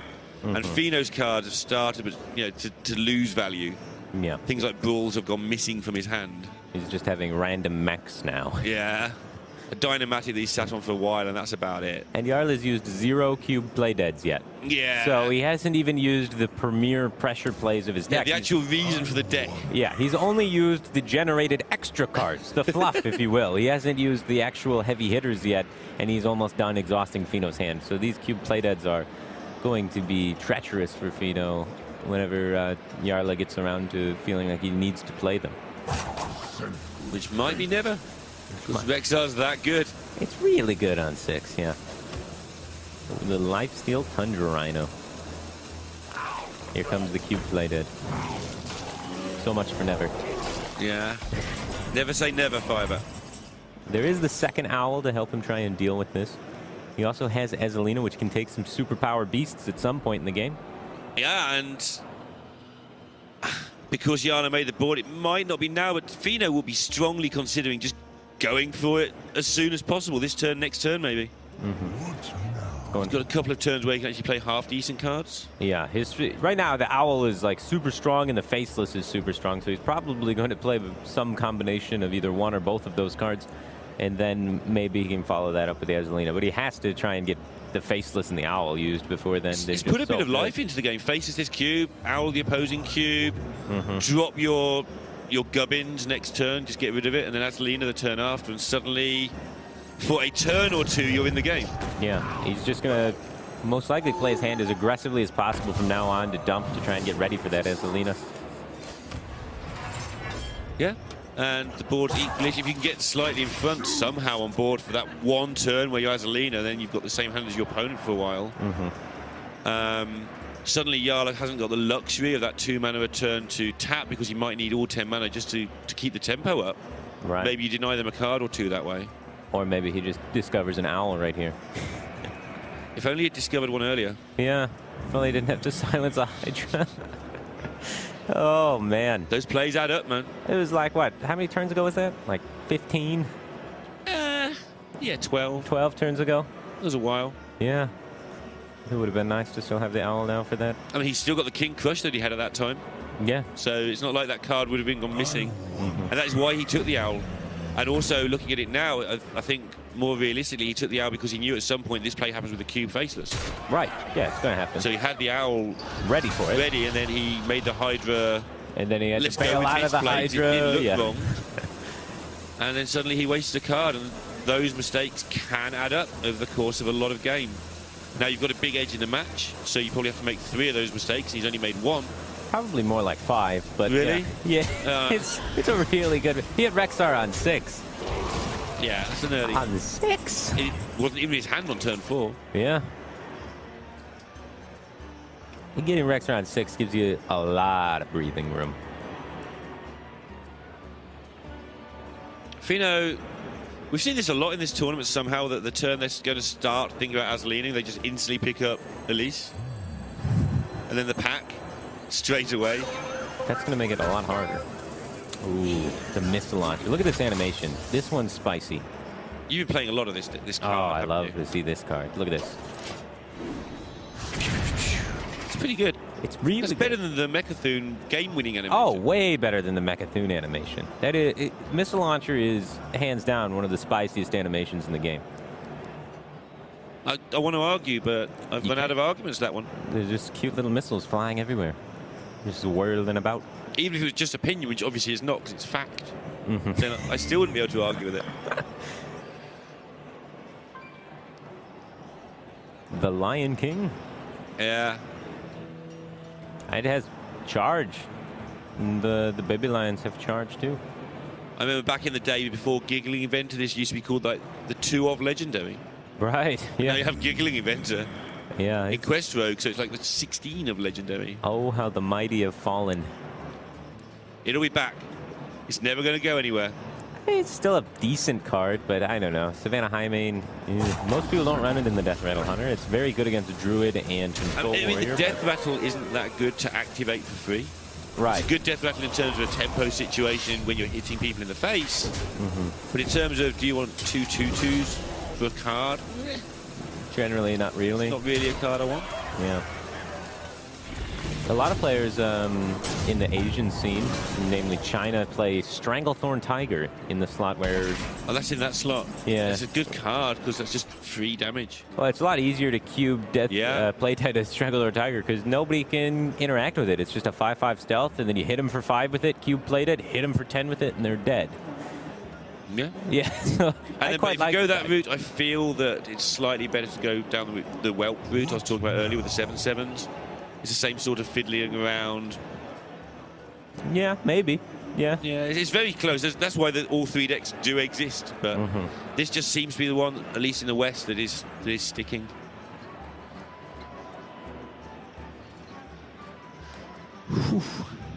Shield Slam's not a bad pickup. What can you get from the pack? Primordial Blitz into weird stuff. It's a Rexar. No, you can't go for Rexar. He can get Elise into Elise into Elise into Elise. But he's opting, he's saying, you know what, I'm ahead on board now. Let's just get the Azalina out of the way. I'm going to copy your hand, steal your superpowered zombies, and hopefully I can keep fighting for board with that. There is no poisonous on the bloatbath. And this is the time we were talking about, which is when he feels he's at least ahead on board. Have a 50-50 hand. Force Jarla to break the mirror. Yeah. The only way to do that is to waste is to use 2 mana on the hero power to break it. But then if you're using 2 mana, your opponent's got 10 mana with your hand versus your 8 mana for a turn or 2. Obviously, that redresses that balance really quickly. By the way, Fino's now reading what his cards do because you've just Azalina'd a bunch of made-up beasts. Right. So it's a little hard to navigate for sure. 4/8, Death Rattle, deal 2 to all enemy minions. He's almost threatening lethal with the King Crush that he just stole. Almost.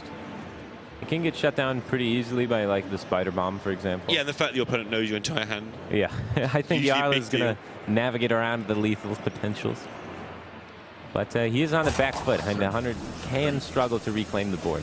His hand's not particularly good at reclaiming the board. He does have a little bit of life steal in there, and he does have these Spider Bombs, though.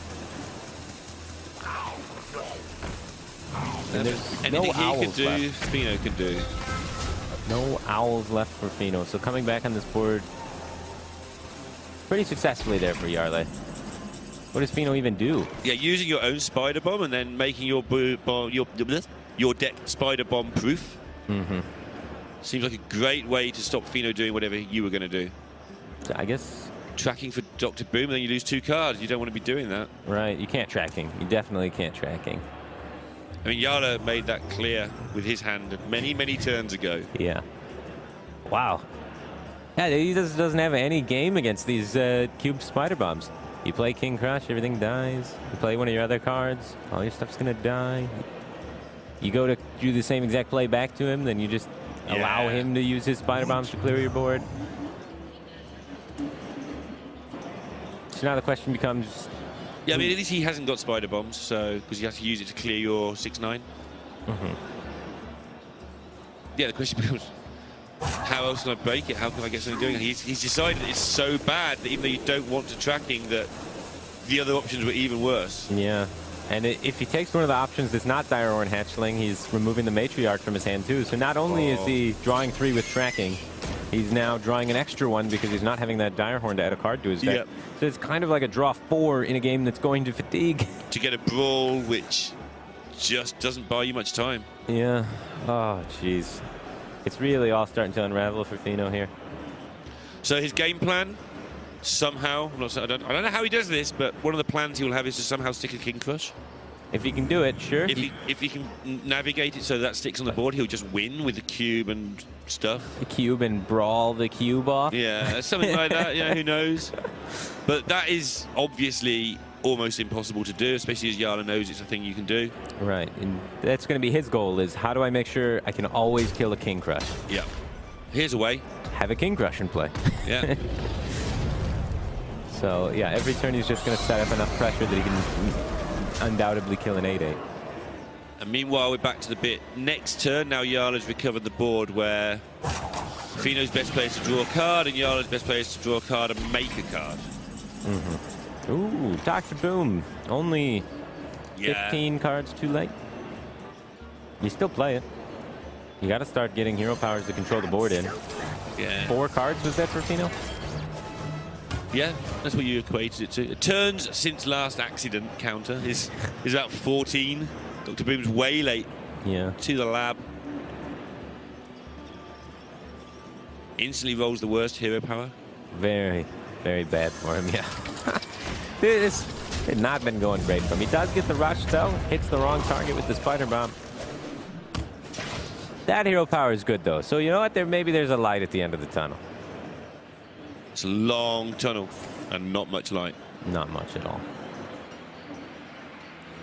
Jeweled Macaw is max value. Yeah. Get that Dread. I hope he gets a Dread. Dread's sweet. That was so funny. I missed that game. It was so good. They played for it. Yeah, did they? Are you sure they didn't just happen to only have Jeweled Macaw? Or there are people saying that, but the fact they kept the Jeweled Macaw really cheap by taking a Snow Flipper, I think it was, with it. Oh, okay. Made me think that they're going for it. Was there like an interview and they were like, yeah, the Dread, man? No, they lost the match. They won that game, but they lost the match. So we interviewed the other team who said, nah, they didn't play for it. Of course, they didn't play for that. Okay. So we'll never know. Yeah. Because they might have just taken Jewel Macaw and just been like, I hope we get something. We've never seen players' faces change so quick as we're about to win next turn into Swamp King Dread comes out. They just slowly watch the realization on all their faces. They realize this means they can never win. It's beautiful. It was beautiful. I'm not a mean person by that, but I enjoyed that moment of sort of karma for celebrating too early. And they did go on to win the match and qualify for the next phase. So. Well, we cannot stick the King Crush now. How do we pave the way to stick the King Crush? We brawl and blow everything up. And then shield slam whatever lives. Yep. And actually, Jarla's current reload isn't particularly menacing, but it's not the only reload. There's going to be so many more. There's only a few cards left, I guess. One for the Ooze instead of for the shield slam. They're hoping that the Ooze can clean up the spider bomb, paving the way for the King Crush to come down.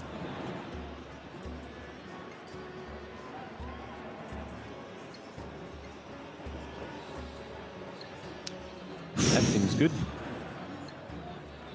That seems okay, surprisingly good at this point. There's the power. Just because Jarla's big stuff has been assimilated for now. Oh, it comes back. And then it comes there'll be back more, again. Yeah. It just never stops. So many beasts.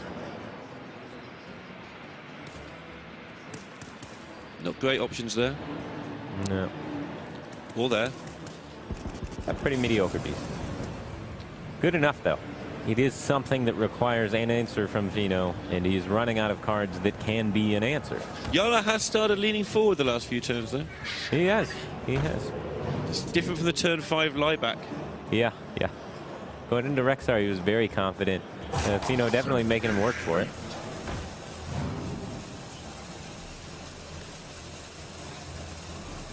Yeah, the concentration required in Azalina games, even with note-taking allowed, is insane. And Jarla just never seems like a guy that's too comfortable. He always seems a little bit anxious, right? Yeah. Very careful player. Good place to be. It's good to be, yeah. That's what you want to be in Hearthstone. There are some situations where that might be a drawback. There's a difference between, like if you played 9 rounds of Swiss in 2 days with Priest. Well, he did that, right? Yeah, that's what I mean, right? That's a drawback for most people. Jarla just laps it up, gets on with it. Just got the endurance. But there's a difference between careful and playing too timidly. Right, exactly. Let's highlight that difference. Careful is making the right play, not the... A lot of people would call it the careful play not to die. No, he just plays... Make sure there's no mistakes in there. And then he plays a Hydra. What comes back from this Hedronox? There had to be a few taunts so far. Dire Horns? Buy him a lot more time. From Jarla? Oh, sorry. I'm just looking at the fact. You asked me what's coming back from Hadronox. I'm like, yeah. Oh, yeah. He's got another Azalina in there. From Jarla, he had...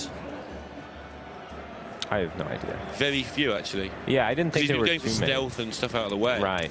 Yeah, Fino, if he could get himself a Hadronox, would actually be in a really good spot. Dire Horns and worm and snails and all sorts of stuff going on. Yeah.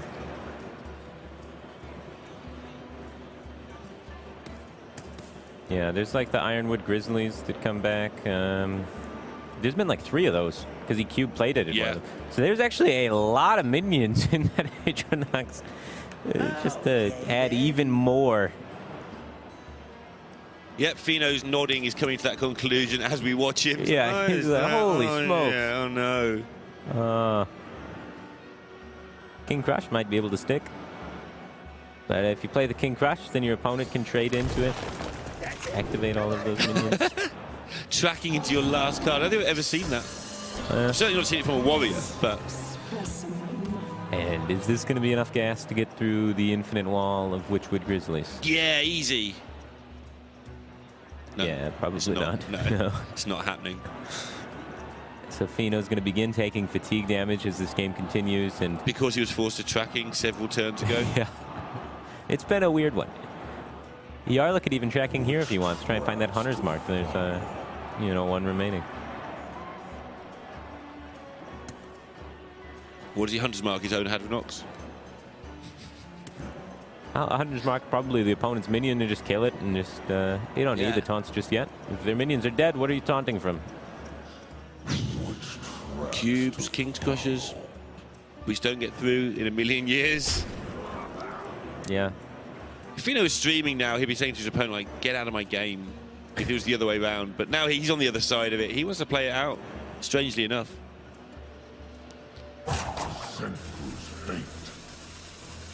Jarla just trying to do everything in his power to make sure he doesn't accidentally throw this one away. Yeah.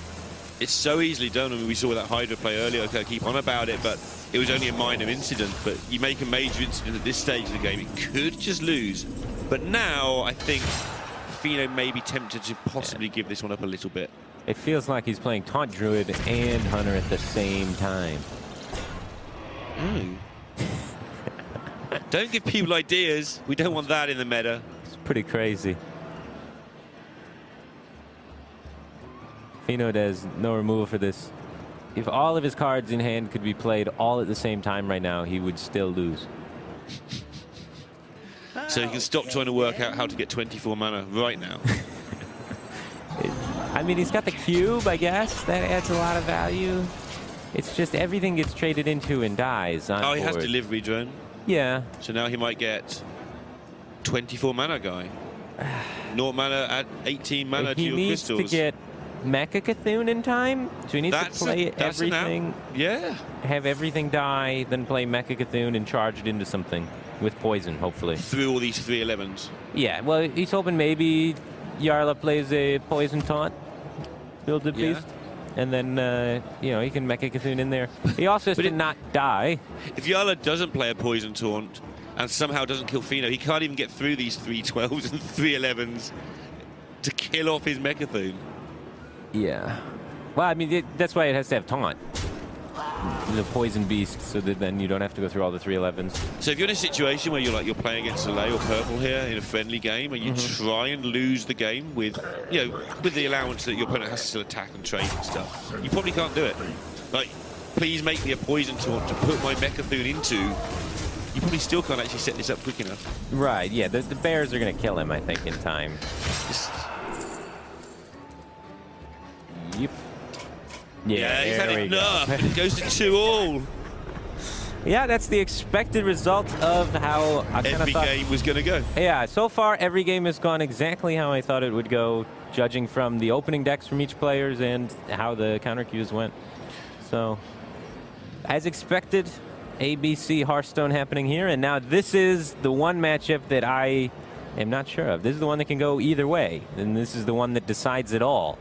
It's a very close matchup looking at just raw statistics, and then each player has, you know, some tech cards that may help the matchup a little bit. Yeah, the fact Fino hasn't teched his deck is nice for him here, is what you were saying earlier. Yeah, he hasn't teched it towards the mirror. A lot of players were teching towards the mirror. We saw the Tempo Storm lineup included Black Knight and Sack Pact, and it was really favored in the Even Warlock mirror, whereas Fino's Even Warlock, there is no Doomsayers, no Sack Pact, no Black Knight, so none of those kind of tech cards. Instead, there's a bunch of 2-drops, which is helpful for controlling that early game board and taking it away from the Hunter. And just no Black Knight, no Sack Pact, no shenanigans, just pretty standard untacked Even Warlock for the most part. I wonder how Impact and Doc Pone are feeling right now. They're playing straight after this finishes. 2.5 hours later, they're still playing straight after this finishes. They're probably feeling a little hungry. Yeah, a bit tense. A little bit of do you go through the point where it's like, just doesn't matter anymore? It's been so long. Yeah, we'll play whenever. Wow. You start the day, bit of adrenaline. You always have adrenaline. It's finals day. If you're playing, you have adrenaline the whole time. It never fades. Deathstalker Rexar. Jarla's friend. Is it a keep versus Even Warlock? It's a good closer. I'm not so necessarily confident. Do you last long enough to get it on turn 15 half the time, for instance? Well, like building, the game is very tempo-oriented. The good cards are like Hunter's Mark and getting Egg and Cube and trying to build a board where you end the game before they make it to build on. You keep them around, you know, 15 to 20 life, but not in range of the Hooked Reaver, and then you're able to kill them with like Coin King Crusher, Coin Katharina. Katharina is one of the highest win rate cards in the matchup. And but I feel if you let the chance for the Rexar to be in your bottom 5 or 6. If you look at the data, it's going to say Rexar is a very powerful card against Warlock. Yeah. That's how the data is kind of sorted on HS Replay. It's not sorted by against Even Warlock, but against Warlock in general, Rexar's a good keep. But that's because it's heavily favored versus the Zoo. Yeah, he's really good against Zoo here. So I think that plays into the statistics a lot, and I think it can be a little bit of a misstep to keep Rexar in your mulligan against Even Warlock. It doesn't do a lot versus 8/8s, is all I'm saying. If there's a giant hitting you in the face, Rexar is not helping you. I'm going the other way, though, in terms of arguing this or debating it. If you use a lot of resources killing off their 8/8s, you need more resources. You need one resource to kill their 8/8. The Hunter's Mark. Yeah, well, I guess in a 1/1 or whatever to trade into it. Hopefully a candle shot, but a lot of times when you're facing down Even Warlock, they run double ooze and clean up your candle shots. But yeah, I don't know. Rexar's a good card. The stats say it's good against Warlock, and how you interpret those stats is, you know, what's going to determine if you keep it or not. And Jarla interprets it as it is just good versus Even Lock and Zoo. You talked earlier about Fino has decent 2-drops. That's playing up now. It's allowing him to at least put things down early, especially if he's whiffed on Giants and Drakes. Still got time to find the Giants and Drakes. Yeah. Giants and Drakes. Let's make that. He runs double Ooze, double Plated Beetle, double Homunculus, double Sun Fairy Protector, so the full suite of 8 2-drops. So he almost always has a 2-drop on 2 and 3. Fino's just turn this deck into Zoo. It's very. I'm not going to wait for your candle shot. I'm just going to Zoo you. It's very Zoo-y in the opening for sure. And he took out a bunch of the tech cards that are usually included to do that. It's perfect. He wants to keep curving out this. Yeah, not too bad. Not particularly great hand. Don't crack the egg, just hit your opponent in the mush. And Jarla's going to be scrambling to defend this board. Few options. Cube puts the most power in play. Parascale Stalker is the second most powerful option. Yeah, keeps you a coin in case you want that. Don't really see anything else besides those two plays. I would prefer the cube. I think you need to respond to this board immediately with as much power as possible before it snowballs too far away from you. Yeah, Fino's just set out his stall. He's gonna hit you. He's gonna hit you hard. Little tiny bit of burst. What, double Hellfire? That's about it. Don't know. Dreading Fellows do 1, but they don't really count. Right. Lich King can give you 5 in various ways. The Bone Mare can sometimes give a little bit of burst here and there. Yeah, especially if this board sticks for long enough. Only 1 copy of Spellbreaker for Fino to be able to potentially silence the cubes down the line. And your Vexar discussion's looking interesting right now. It just doesn't. It's not going to get used for some turns, but it's a case of how it looks on turn 15 as a card if you haven't lost by then because of it. Goes for saving the coin. This sets up to potentially play Rexxar next turn to great effect. So Rexxar gets to kill off maybe the Acidic Swamp Ooze, and you get to trade the 3/3 into the 2/4. These aren't good-looking trades for Fino right now either. Hunter's Mark's made a real mess of this board state. Yeah, no kidding. Not a lot of follow-up here. Made a big difference to the card. I mean, all nerfs make differences, but going from 0 to 1 means you have to make that sort of play. On 0 mana, you can consider what to do a lot more. You just didn't have to worry about it. No heal going in for Fino. Just playing the Shroom Brewer as a 4/4, not healing his face. He wants to get closer to the Hooked Reavers. He doesn't even have one in his hand, but he wants them. Wants them to be active. He realizes the Hunter deck does not have a lot of burst, so he can really play around with his life total a lot. Yeah, it means that the Giant's active next turn as well. Or more active, easier activations. Just keep tapping, make Drakes bigger, make Giants easier. Get near the Hooked Reavers, get crushed. Coin Rexxar does not look super great here, and I think it's Fino was able to identify that Jarla may have been trying to set up for the Coin Rexxar, and that's why he kind of did the trades that he did and the play that he did there. Yeah, reasonably transparent play. Again, the difference between 0 mana and 1 mana, I mean, you have to do it in advance to set something up. Right.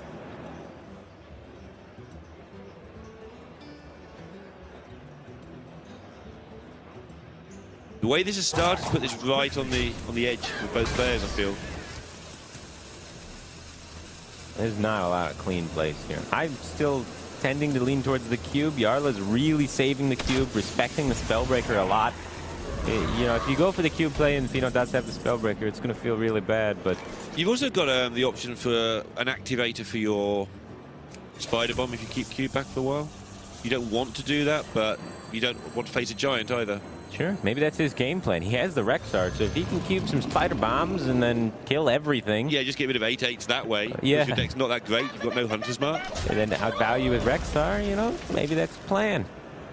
But, oh, there you go. That's huge. I was going to say, Jarla looks like in a world of trouble against his 8/8. Everything has just been going really poorly for him, but that Hunter's Mark top deck there, both Hunter's Marks drawn for him, really bailed him out of this early game. This early game looked so ugly for him.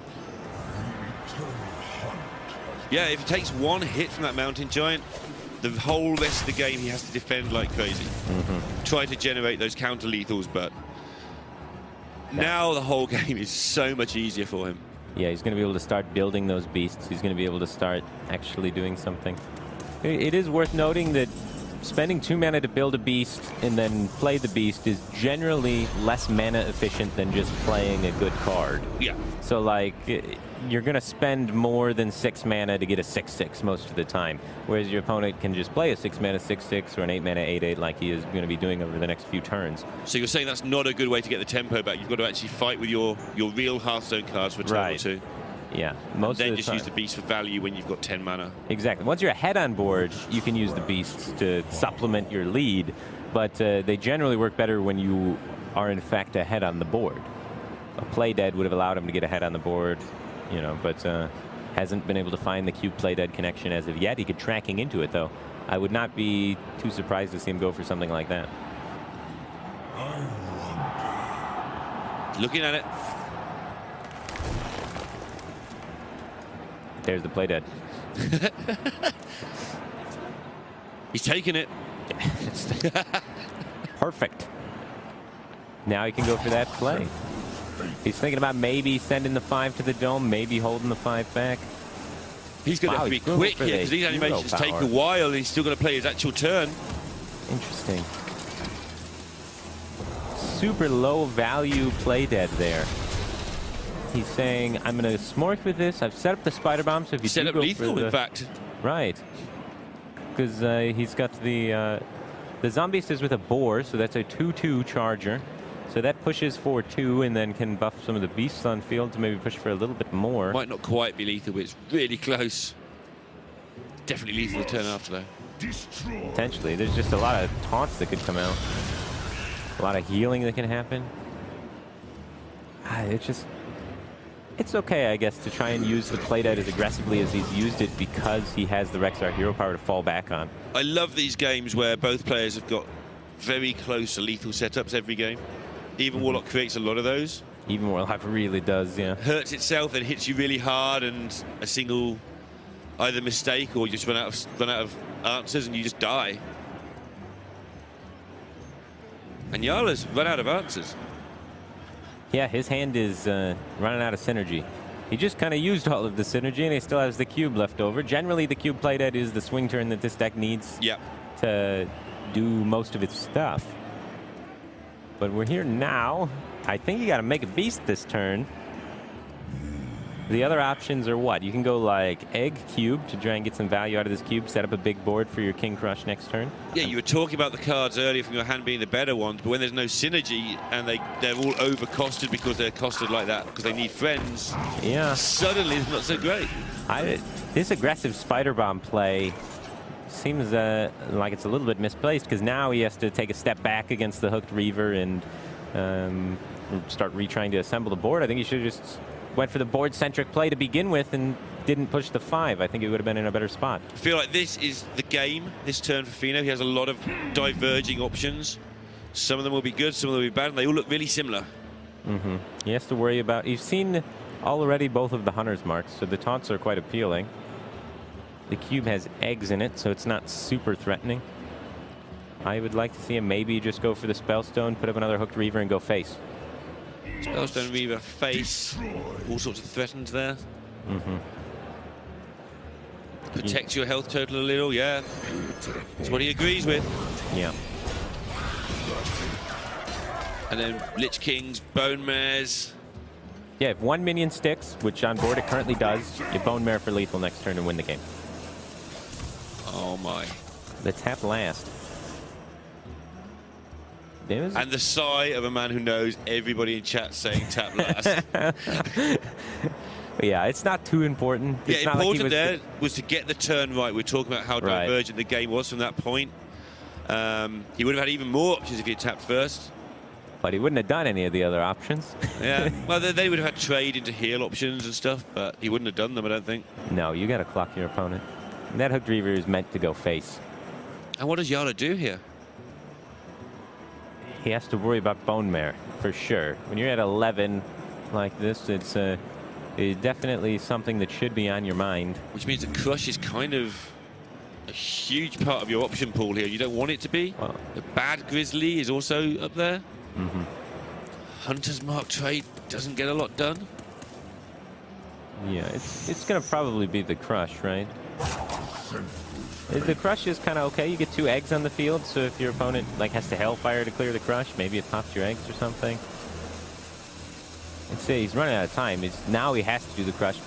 He could have maybe went for a Zombieast earlier on in the turn, but he thought about it so long that it kind of locked him into the Crush. The Zombieast not horrible. There are decent options that you can get from it. Dread Infernal looks really natural here. Yeah, even Fino's just going to insta-play it. And you just play as many minions as you can trying to set up that Bone Mare to have any target. You've seen how much trouble Jarla was in last turn. He thought forever and just crushed your 7/7. Body language has changed rather a lot again. Yeah, Jarla's eating his sweatshirt and leaning all the way forward now. Looking in a bit of a panic. Trying to balance cold and hunger.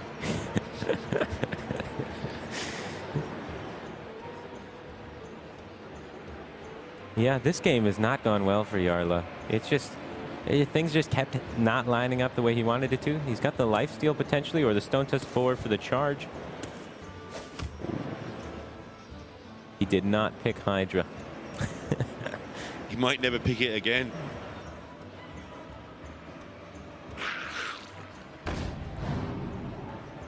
Wind Fury charge is a little interesting. The other option is pretty useless. So that can get up to 4 attack with the other charge. So 4 kills the taunt, and then you have 6, 7 coming in, 2 damage off lethal for Jarla. Oof.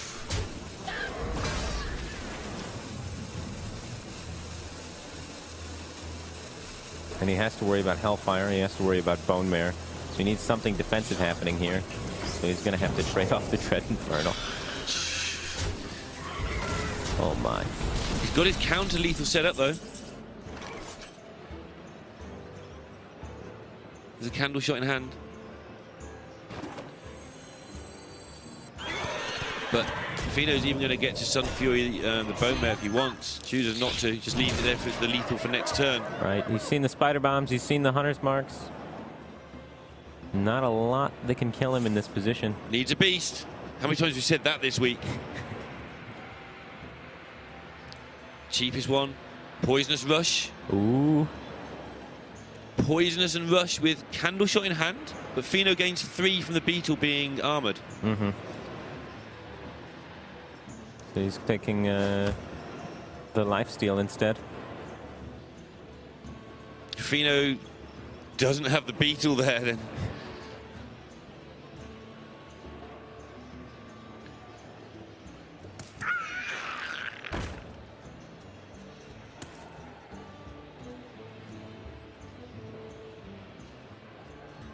I'm already counting Defilements.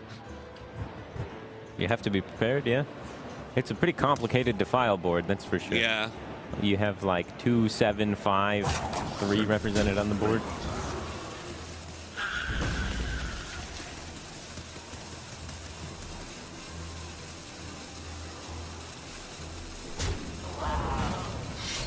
Wow. Jarla completely out of gas, but his board keeping him in it. Yeah, he's gonna live to be able to roll some more beasts. Still no Gul'dan for Feno. At any point of these last like 3 turns, if Gul'dan was picked up, that was the game. Death Coil. Whew. It's all about what beast can Jarla build. I think we might have said this recently. It needs to get something big with lifesteal. Mossihara would be great in a normal game here, but this isn't a normal game. They're both on the edge of elimination. Those are just generic normal beasts. You don't want them.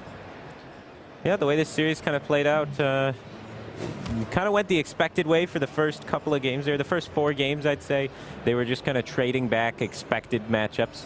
And then when it came down to the decider one, it looks like Feno is a little bit better off in this matchup. I think played a little bit better.